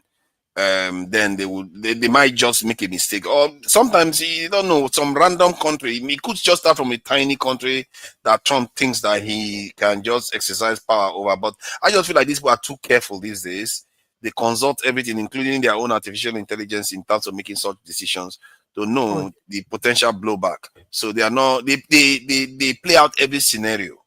They take care of the possible whatever obstacle before even once they imagine that this could be any obstacle, they take care of it. And I think that's why I put the Civil War too. They were able to split the nation into two, right? They heavily backed the Nigerian state against the other side. If not, imagine if there's a unity, if they could see, okay, on the long run, this is actually what this is about. But around this scenario that we just painted, an obstacle to that is the ideology beneath the real division in Nigeria. The Catholicism and the Islamic movement Anybody can deny it, but underneath it, those are the two forces. Being power from outside too. Yeah, that too is being powered from outside, and there is also the idea of tribal issues. Also, the only thing that can unite us is something stupid, some stupid person, maybe even Ghana decide that it's going to galvanize Nigerians and goes and does something stupid that unites Nigerians against them. They are going to find that Nigeria will never look back again if we survive it, because you have to survive it. If you don't survive it, they'll break you up again. You're back to square one, maybe even worse than square one. But if you survive it, according to his theory, that some of those people become extremely strong. They are very powerful. Their conviction is because they've seen it all. What else are you going to do to them? There's nothing else. You can't threaten them. They've seen it all. There's nothing you can threaten them with anymore. It makes them exceedingly powerful. And that is the thing. And we don't have such characters in Nigeria right now. The only ones we have are the ones that are self-serving for themselves. They've not really endured what we have, what they need. I believe in future generation. We will unite. I don't know. we wait this. We are gone. Is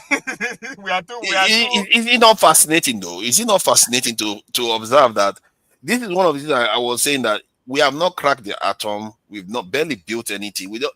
It's like, why do we expect people to respect us? What do you think is going to happen? So we are not at that level. We don't even have 24-hour electricity.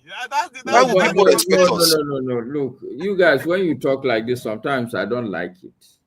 Okay, let's hear it. Because it's how do I explain it now? I think, okay, let me be blunt with you guys. And the good thing is both Ovia and forefathers, I've come to know you guys are not, how do I put it? You don't take offense like that. You are more mature, okay? So I think you're coming from a position of ignorance. Ignorance in the sense that, of forgetfulness. The fact of the matter is that we are Africans, okay? This generation may not have cracked the atom, but the African has brought civilization to this earth. We've done a lot of good things. When we talk like this, we brought bow and arrow. No, stop. Great invention at the time. Hold on, I know what you said. I'm just trolling. Seriously, look, I will refer you to a book that somebody referred to on this platform. When the white man came to Nigeria, we were doing glass. We had cloth. What did you fight them with? What did you fight them with? Listen, forefathers. Master, I agree with you. The scenario we are describing, how do we get out of this humiliation? What the Chinese experienced 100 years of humiliation, because we cannot be like this forever. So we are chatting that how do we get out? Slow down first. Let me just ask. Let me just ask. Let me just ask this question. I'm just curious. Because I see videos of these things in those days when I was growing up, where some of our people fighting with stones when Oyibo came. Oh my God! What did they worry these guys? I'm just curious. No, when it comes to war, when we throwing stones at our enemies. When it comes to war, get to throw stone. Sorry, Ovie. Let's start from there. Shut up, Nigeria. It's not about throwing stones, forefathers. This thing, you need to see it in the right context that it is. Okay. Okay. Continue with your point. Leave my forefather alone. They defeated us not because they are better people or smarter people. In my place also, and Ovie will attest, we have a proverb, Mesa abunke api kadabara. Okay, when a thief wants to steal something in your house. But if you agree that we are defeated, so why are we defeated if they found that they are not better? Yeah, this is what I'm explaining to him. It's a mindset thing. It's a mindset. When in your mind you are a better person, chances are that you fall mugu more often than not. The white man knew what he was looking for. He was very desperate for what he was looking for. And he's not a good man. He's not an honest man. But, a lot of people. Our people not supposed to be able to detect that if they were clever There's enough. no way. Look, that is one thing that is the problem with the human being. You cannot read somebody's mind. If you are a good person, chances are that you are going to believe that a lot of other people are good people also. But you can read their actions. You can read patterns. Mansard, I think you within your submission, you agree that we are defeated. No, we are not. No.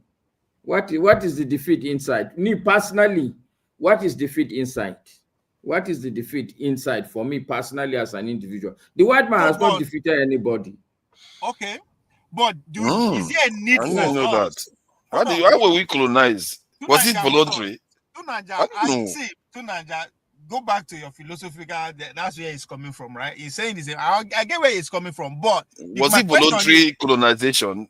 Tunanja, can you take yourself out of this? I'm listening to your view. I don't know. Is he saying that there is a voluntary program for colonization? Master, we are not defeated. I agree.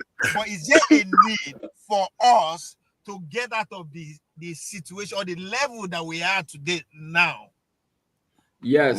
And the starting point of the starting point for me is the reason why if you consider we were defeated or we were colonized or we were ambushed, anyhow you put it, in my mind, the missing element is that understanding that you are not the only people on earth. Yeah, but again, listen again. So I think hold on first. Hold on. Let me make you understand forefather. Forefather saying that because we all agree now that we need to move to the next level, whatever that is, right? Forefather is saying that.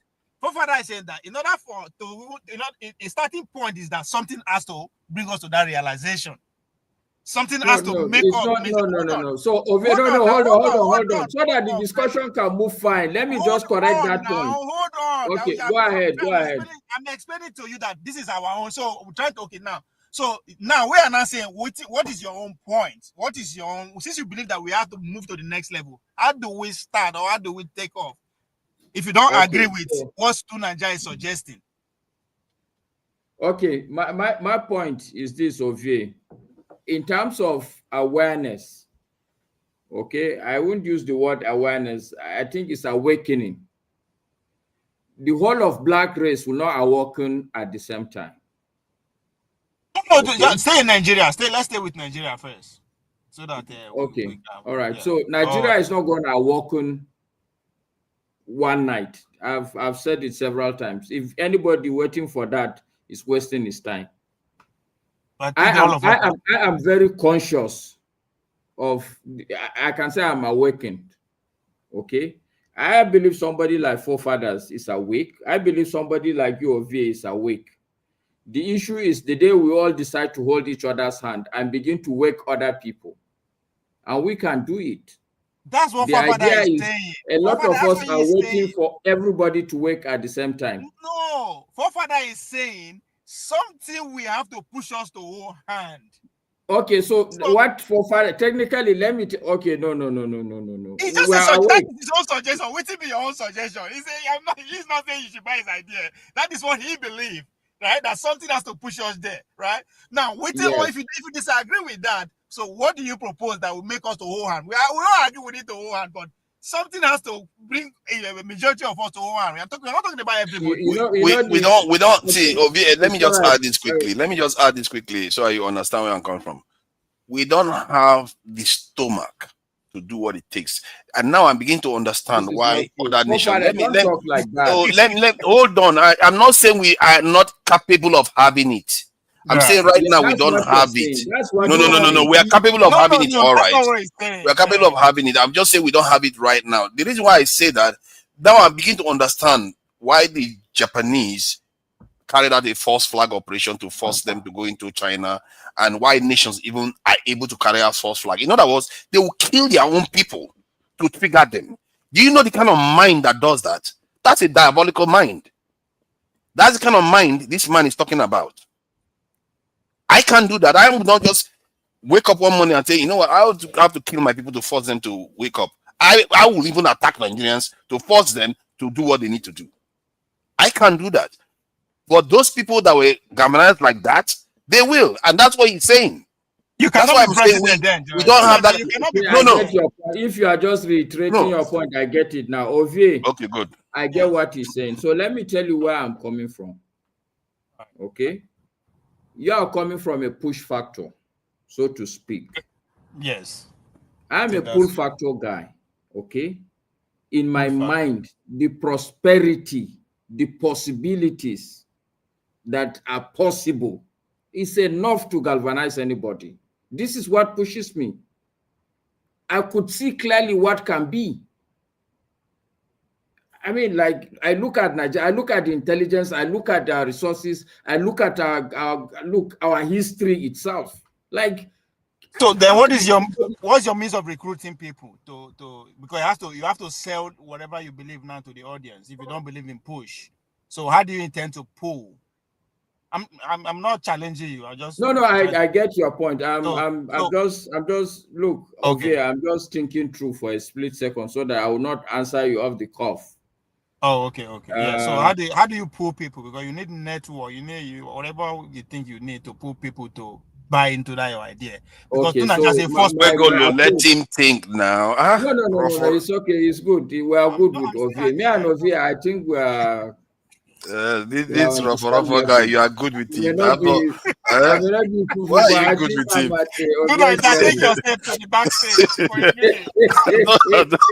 don't know why I agree with this guy. He's been very, very rough lately. Since he started supporting Dr. Megolo.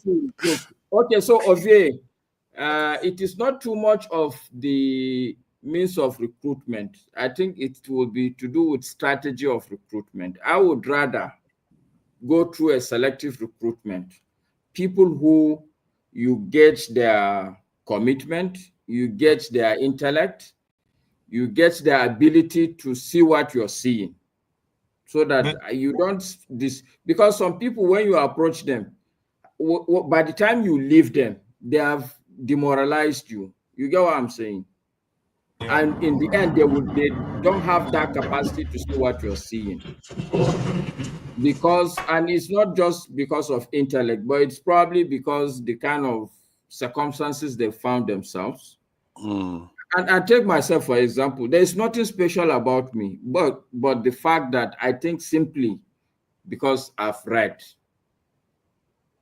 and I could see that, okay, I don't know whether I've shared it on this platform. When I was much younger, I used to think that, look, the Hausa race is the biggest race in the world. Like we were sitting on top of the world. And then suddenly you realize that, okay, there are white people. You know, so but at some point it becomes a 360. You suddenly realize that, look, God had created you with all the capacities that he has created any other person. Right. And you look around you, you see possibilities. Okay, so, Master, I think I agree with your point. Let's bring Jide. Jide, forefather believe in push. Why Master believe in pull by actually manhunting people that believe in that and spread it. So what do you think? Where are you coming in from? Hold on, let me arrange the people on the platform. Yeah, nice try. I came before Jide though. Yeah. Sorry. They've already started though. They don't start now. Both of you should not start. No. I said I'm not starting. I said you should talk before me. No, go ahead. Yeah, thank you. Go ahead. Jide, he wants you to go ahead. Jide, let me just add this. Jide, did you see the video? Forefathers, see, it's like you're working in my spirit. All those cheat code that I used to, man, how did you get that video?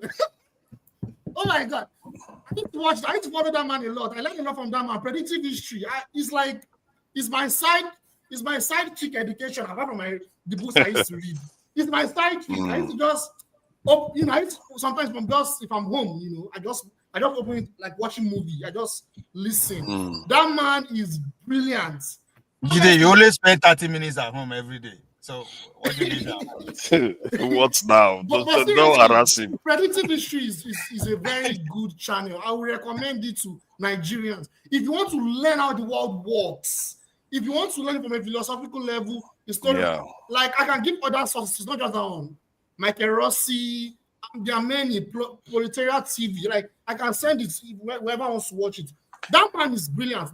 That video that I think I saw a little bit of it when I was driving.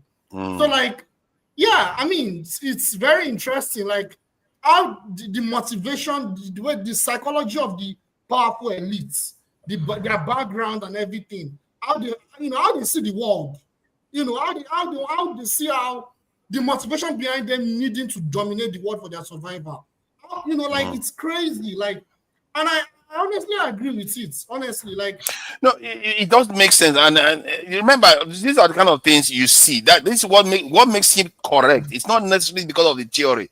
If you ascribe it to the world, it actually makes sense. This is what I was saying, that we are lacking in our own continent. That is exactly the thing we are lacking. And when he was saying, I was like, okay, this is the point I've been making. We've not been grinded to be forced to do something that is going to change us for the better. And that is the problem. Every time we just keep arguing amongst ourselves, that's all we do now. No, and these people are very, very clever. They don't want. That's why you don't. Let me give you one example. Let me give you one last example. 15 seconds. This is why you don't see them coming with their FCC to bomb black nations. This is why you don't see that. Because if they do that, that is going to force us. That is one thing they don't want to do. But please go ahead. But I'm saying that South Africa, they've gone through. Sorry, Jide, just so that I can debunk forefathers' theory that before you move forward, you must die. No, I didn't say that. Yes. I never said that. Though. The worst regime, the worst condition you can find yourself is apartheid. Go to South Africa. Go to the blacks today. Where are they?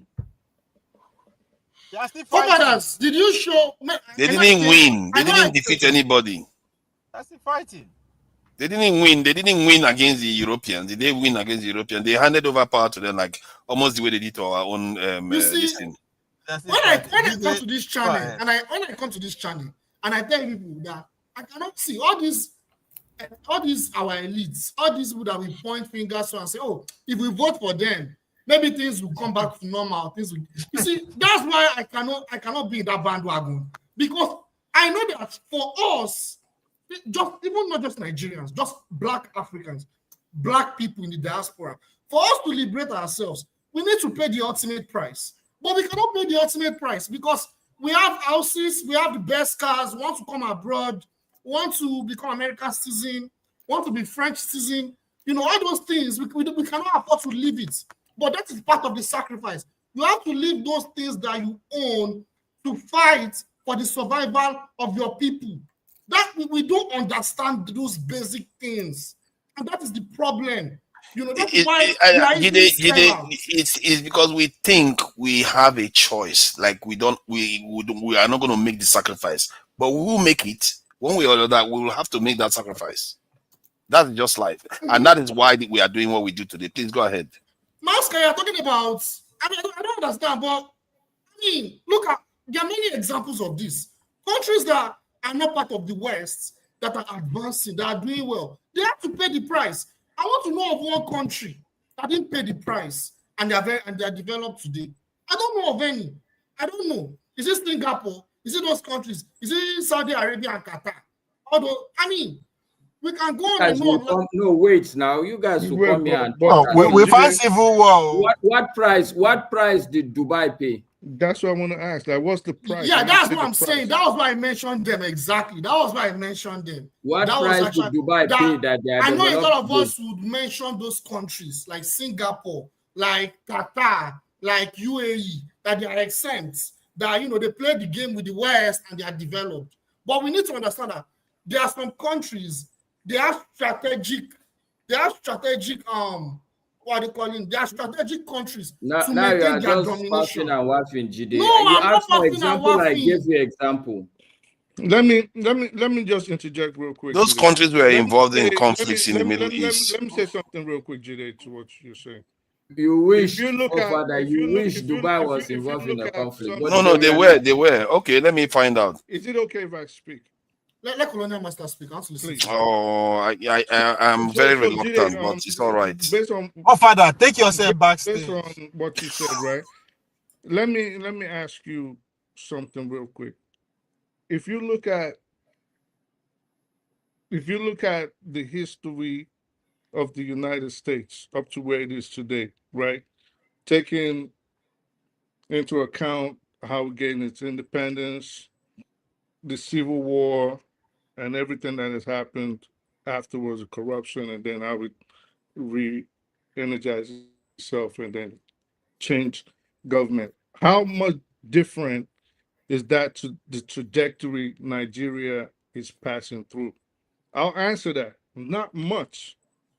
Not much. We're going basically through the same circumstances. And this is if you really understand the history, or if you do know the history of the United States compared to that of Nigeria. I'm not saying just surface level. I'm talking about pre-Civil War, post-Civil War era, corruption in places like Chicago, New Orleans, the mafia, Fiorello LaGuardia, people like that. The advent of J. Edgar Hoover and all those people leading up to JFK era, Lyndon B. Johnson, down to where we are today. It's not much different. This is why I always say Nigeria is on the right track. Nigeria, I'll say about Nigeria is on the right track. Just like the United States. Do you know there was a time in the United States, voting was so blatant that they would literally stuff the ballots like it was being done in Nigeria. Less than 200 years ago, less than 150 years ago. Do you know who Edgar Allan Poe is? If you know who Edgar Allan Poe is, this is how he lost his life. We had there was a gang. I always mention them here. I forget the name of the gang now. What they would do back then was they would beat people over the head, ply them with alcohol, and make them vote multiple times. This was less than 2 centuries ago. This happened. So we are on the same trajectory. There was a time the mob controlled every facet of government in the United States. I don't think necessarily Nigeria has to go. I don't know what the price is. Good evening, Dr. Prelo. I think with the Civil War, there's already been a price paid. Just 1 second. I think there's already been a price paid, but I think we don't need to pay an external price after getting our independence. What I think Nigeria will go through is, after this generation of criminals that have run the country since independence have died out, then there will be a chance for the ordinary people, just like I just mentioned, the advent of people like LaGuardia. You know, it'll happen. It's just, but we don't have to say we have to go fight external forces before we can. We already have gained the first thing, which is independence. Now, after that, what is the trajectory that you want to take the country? I don't think it's you have to fight. I totally agree with you, Colonial Master. You know what I mean? Like, I would disagree. I don't know. I would disagree, and I have a note to say about that. No, when he said, let him finish, please. Let him finish, because everybody will be talking at the same time. Let the master finish, and I'll respond. No, he has already finished speaking. Okay, so now what the Colonial Master said? Let him finish. Now you are all on the same side, so he's already made the submission. When I say I agree with him, because in the same, that is how exactly America was set up, right? If you read the book The Civil War by Bruce Salton, you will totally agree with what Colonial Master is talking about. We are on the same trajectory. It's just that we are still young, but it's the same thing that America went through. That we are going through. American economy was also dominated by the British after they get independent, by the British. for almost 50 years before they liberate themselves up that they start producing. So I see where you are coming from, but go ahead, Jude. Let's see your disagreement. Thank you. So there are many, so we need to stop taking things out of context when we're talking about the United States, the history of the United States. The United States as a country and Nigeria as a country, they are two different countries. They have two completely different histories. First of all, we need to understand the origins of the United States. The United States of America was built on the foundation of settler colonialism. We need to understand that Nigeria was not built on the foundation of settler colonialism. We are all indigenous to the country called Nigeria. That's number one, the number one thing we need to understand. America as it is was built based on the killing, the genocide of the indigenous people and settled by the white Europeans and their descendants. And before I stop you, let me just touch on what makes his point. No, please. What makes that point relevant? Because that is the transgression he was talking about in that video. They transgress, it bonds them together. Go ahead. Yes. So that's number one. Another thing we need to understand, apart from the fact that America was built on the vestiges of colonialism, was that, yes, colonial master was right. You had the British. It was a colonial entity by the British. But the type of colonialism you had with the United States was different from Nigeria, in the sense that you had the Europeans, their descendants, they became rebellious. I don't want to go into the nitty-gritty of what happened. They became rebellious against the British crown. And they decided to wage war against the British crown to have their own settler nation states. That was an abstract. They were still the elites. They were still the descendants of the British. There are two different things. Now, what is a nation? You see, before you call a country a nation, it must have, apart from genetic predisposition, it must have shared history. Now, this is very simple. We are in this country, this country called US. You have Black Americans. We have Europeans. I used to call them Europeans, white Americans, right? You have Latinos. You have Asian Americans. All these groups, they have completely different history. And it still influences their politics today. In Nigeria, you have Igbo, Yoruba, Hausa, all these multiple tribes. I can beat my chest and say that we have shared history together, even though we don't want to admit it. But the fact is that we have shared history. As a group, we have shared history, even though we don't want to admit it because of our tribal affiliation and all that. But if you look at, in fact, we have more shared history with African Americans than white Europeans have with African Americans. Because the African slaves that were taken from Africa, they already built an empire and civilization that was thousands of years old with us before they were enslaved. That's number two. Number three is you need to understand that America's prosperity today was built on imperialism. So if Nigeria is on the right track, that means Nigeria need to go through that route of imperialism, where we have the Nigerian form of imperialism, where we go and conquer other African countries, destroy and cause chaos, pillage those countries, steal their resources and build wealth. So that was where I disagree with you. I have a pushback because everything you saw. What you did right now was just give us a historical background of the United States, which I don't think is I was thinking you were going to say more, which I don't think is the topic at hand. The history, it's about, will Nigeria at some point have to basically fight these powers that you and forefathers agree on, which is what I'm waiting to hear. I haven't heard that. What is the if imperialism? Let me even push back. How old was the United States when it decided to start conquering? Well, conquering, we know they'll deny it, but going all over the world and conquering its nations around it, namely, say, like the Virgin Islands, Puerto Rico, which they traded money for them, even Louisiana. So bringing that up, I don't think is relevant to our argument. So what is relevant now? How? No. Let me. If you don't mind, can I correct Jide? What Jide is because you actually the story you thought of America is the same thing of that of Nigeria. No, it's not look the at same. it. Hold We are on, not hold on, settlers. hold on. We are not settlers. Are we Hold on. settlers? You said that. Hold on. You said they are settlers. I agree.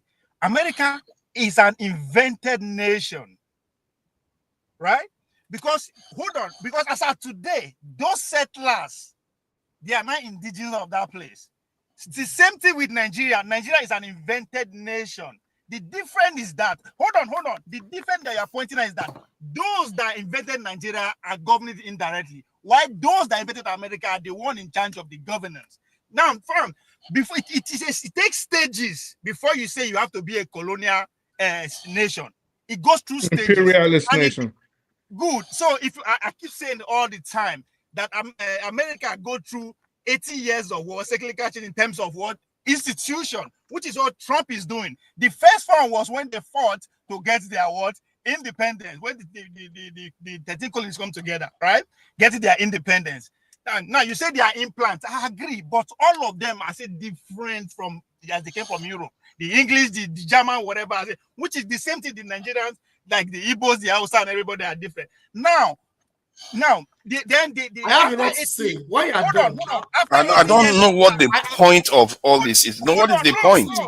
The next 80 years was what colonial master was trying to debunk, that how old was America before it started buying other territory and colonial territory. It was after that first 80 years, which is accumulated to civil war, right? Another 80 years, let's take them out.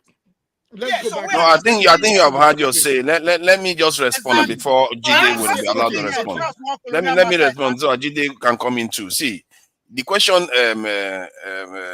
I feel it asked was about what nation has had to fight. The fact that they had to fight the civil war to get their country, that's a uniting factor that created an elite class that has that mindset. Now, you also look at the UAE now. The UAE in 1990, maybe before they became anything like we know today, the ratio between their population and their military was 28, 1 soldier to 28. Now, right now, Nigeria is 1 soldier to about 1,000. The Ghana is 1 soldier to 1. No, hold on. I'm not finished now. You are not. It's not fair. You can't just stop me like that. I've barely even spoken for 1 minute. I've not even finished what I'm saying. No, you don't know what I'm going to conclude at. You don't know what I'm shifting goalposts. You're just saying that. You don't know what I'm shifting goalposts. I know where you're going to. No, because you don't know. Okay, tell me where I'm going to, since you are the expert. No, it's not where you're going to. It's where you started, and now you are going to a different place. Your issue is that, wait, hold on. Your position, your theory, your hypothesis, Nigeria will not develop until we go through whatever the word is, what that Chinese person is saying. My argument is that is cock and bull. Dubai do not go through anything like that, anything near that, and they are developed today. My theory is that, look, if some few people see the light, they can share that light with people and hold everybody to prosperity. Now you are coming to soldier story. Let me finish.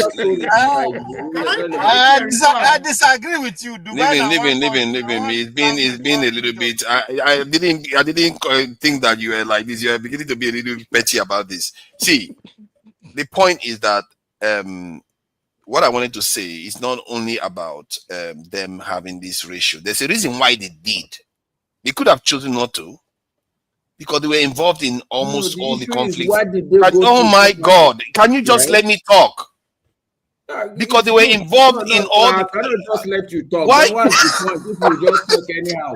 I'm about to say what you are asking for. Okay, go ahead. They were involved in conflicts. They were involved from Libya to Iraq to Afghanistan. They were involved in all of them. Forefathers, in this time and age, you say something like this, and you are on tape.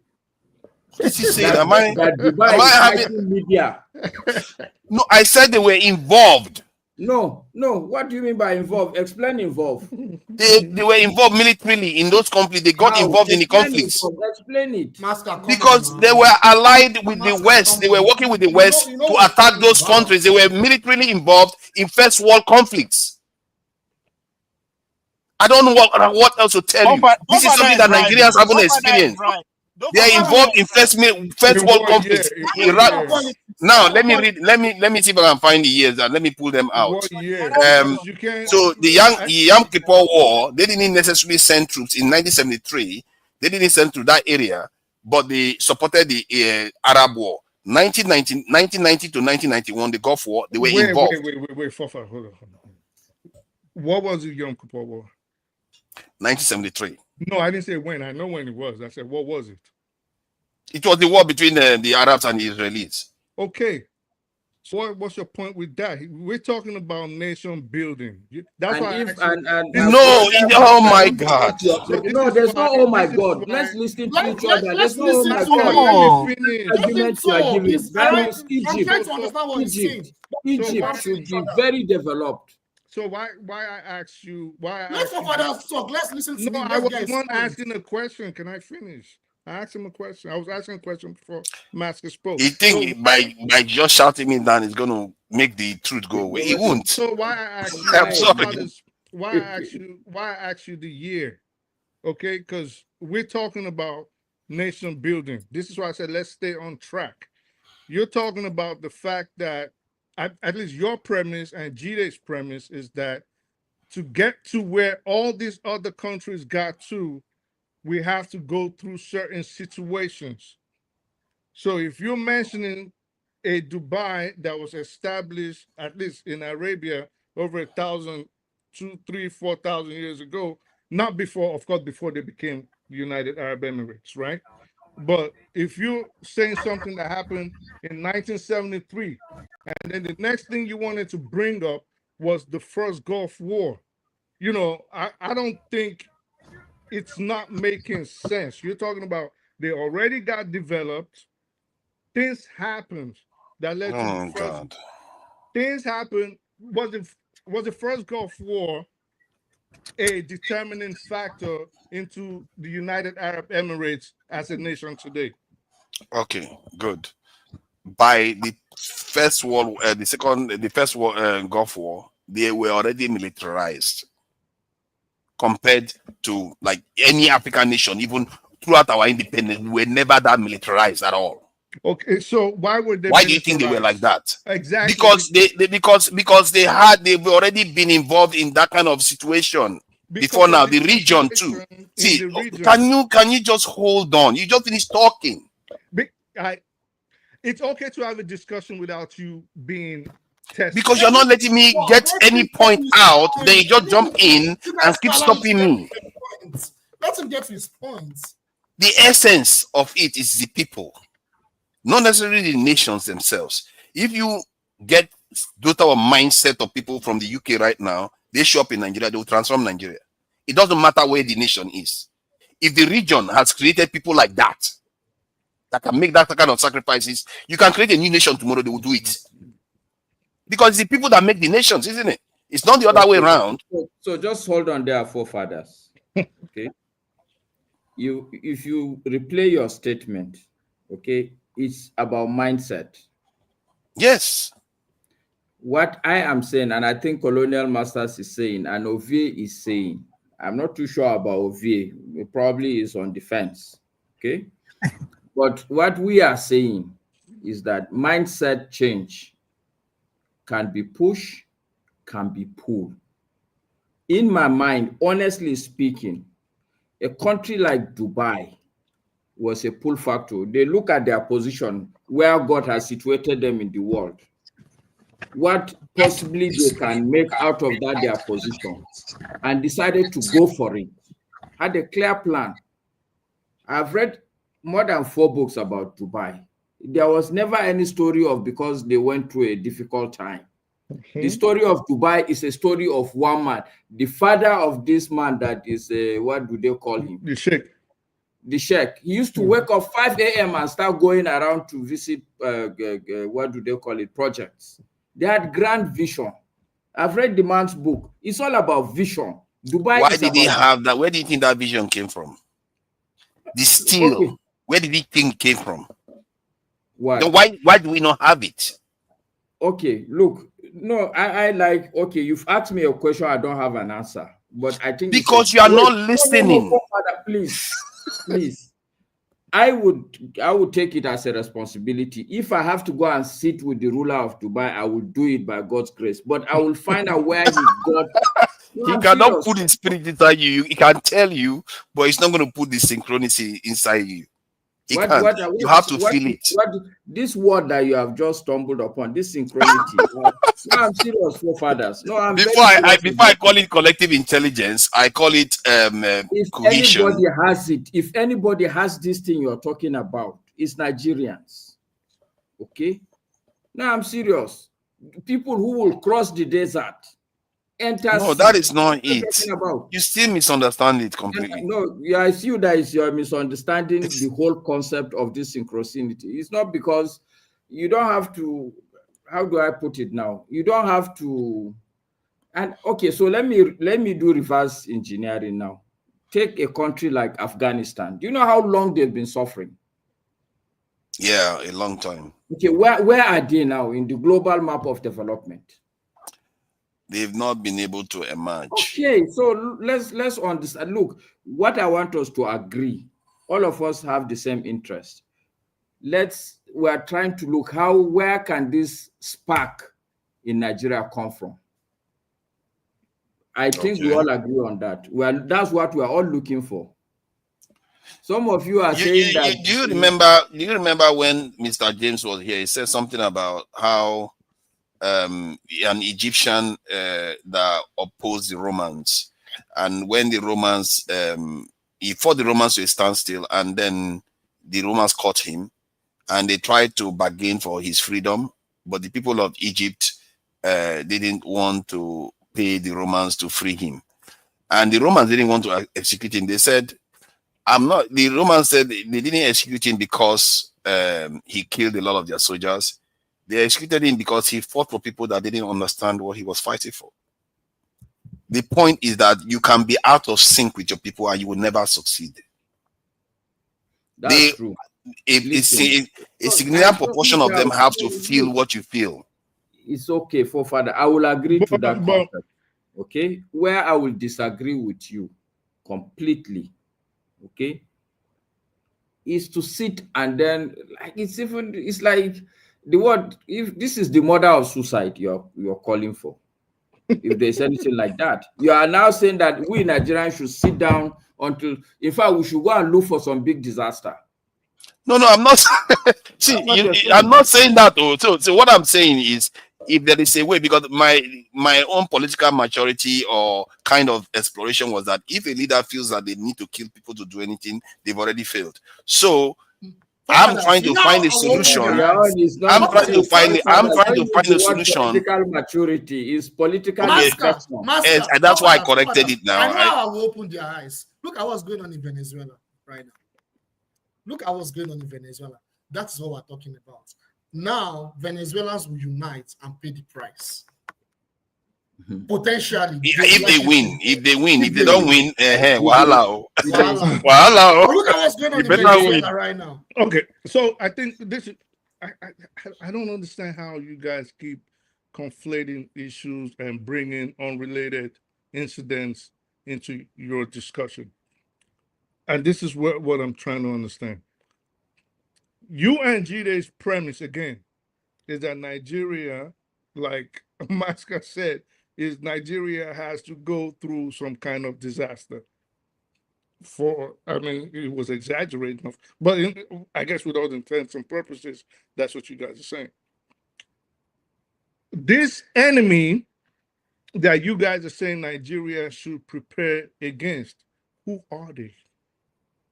Because he just brought up Venezuela, meaning all the United States can invade Nigeria at any time like they invaded Venezuela. That's a very good question, Colonial Master. So who are these enemies that you guys, that's a very good question. Can I answer the question? Yeah, go ahead. Yes. So before I answer the question, I need to clarify. Okay, let me answer the question first, and I'll go back to what Ovie said earlier. So right now, the enemy, the external enemy do not need to do anything, because they have their proxies. No, he asked who are they. He's not asking what they are. He asked who are they. I just talked about the enemies, the Western powers. They are ideally supposed to be the enemies, the Western powers. But they don't need to be the enemy right now because their proxies no. are doing the job for them. Jide, so if we know the proxies, we've discussed this 1,000 times on here. So if you say there are proxies, we're saying who are the enemies right now that we should be building? The ruling and the elite class of Nigeria, they are the enemy, yes. So no external force. Okay, both of them are the enemies. Master, let me see. Both of them are the enemies. Both of them are the enemies. According to your theory and forefathers, don't you think that this don't you think that these local politicians or local whatever it is, don't you think that they are putting Nigeria through enough disaster? Don't you think that Nigeria will have sparked by now if that theory is going to hold? No, you know why it doesn't? Because people can consciously walk into slavery. People can consciously know they are going to die and not prepare for it. No, let me finish, please. I was going to because what presses people. Can I ask you the question? Can I answer? I asked you the question. I know both of you always want to. Okay, go ahead. Let me answer. We have to close though because it looks like the next session is supposed to come ahead. So we are going to round up abruptly. Except Madam, if he wants to say something. So this one, Madam Luke is patrolling. If you say just harassing if you've just basically said the greater enemy is the insiders, the politicians, you haven't given us a reason why we should fear the West. At least not militarily. Let me finish. At least not militarily. So both of you are saying, I know forefathers had this phantom idea that we need ICBMs, even though people don't have food to eat. What? So don't you think if you're saying that your enemies right now, you said the greater enemy, I asked you, this is why I ask you questions. I say, you said the greater enemy are the politicians. Greater enemy. They are the immediate enemy we have to address first. Greater immediate. We have to now address the external. Let's not argue. Let's not argue, please. Let me land. Greater, immediate, same thing. The internal enemies is what you're saying. Except you want to flip it and say the outsiders are the biggest threat we have. Then I'll ask you a different question and split my statement. Do you It depends on the situation. If an outsider is attacking you, the outsider is the problem. If it's the internal one that is attacking you right now, the internal one is the major problem. So right now, but both of them are problems nonetheless. Forefathers, do we have an external attacker militarily right now? No. So let me move on. So we have the politicians. How do you know? Is anybody dropping bombs on your village right now? Is anybody politicians stealing your money right now? Bombs on your village, so you don't have a military threat from outside. You have. So you're waiting until the threat comes before you prepare. Please, I will get there. I know I don't have time to be arguing. We have to go backstage. We have to go backstage. Come on, I have to end the show. Stop it. No, allow me moderate because people have a show that they need to hold. Enjoy your show. Okay, we can go backstage. Like, come on, like you don't even know what you don't listen.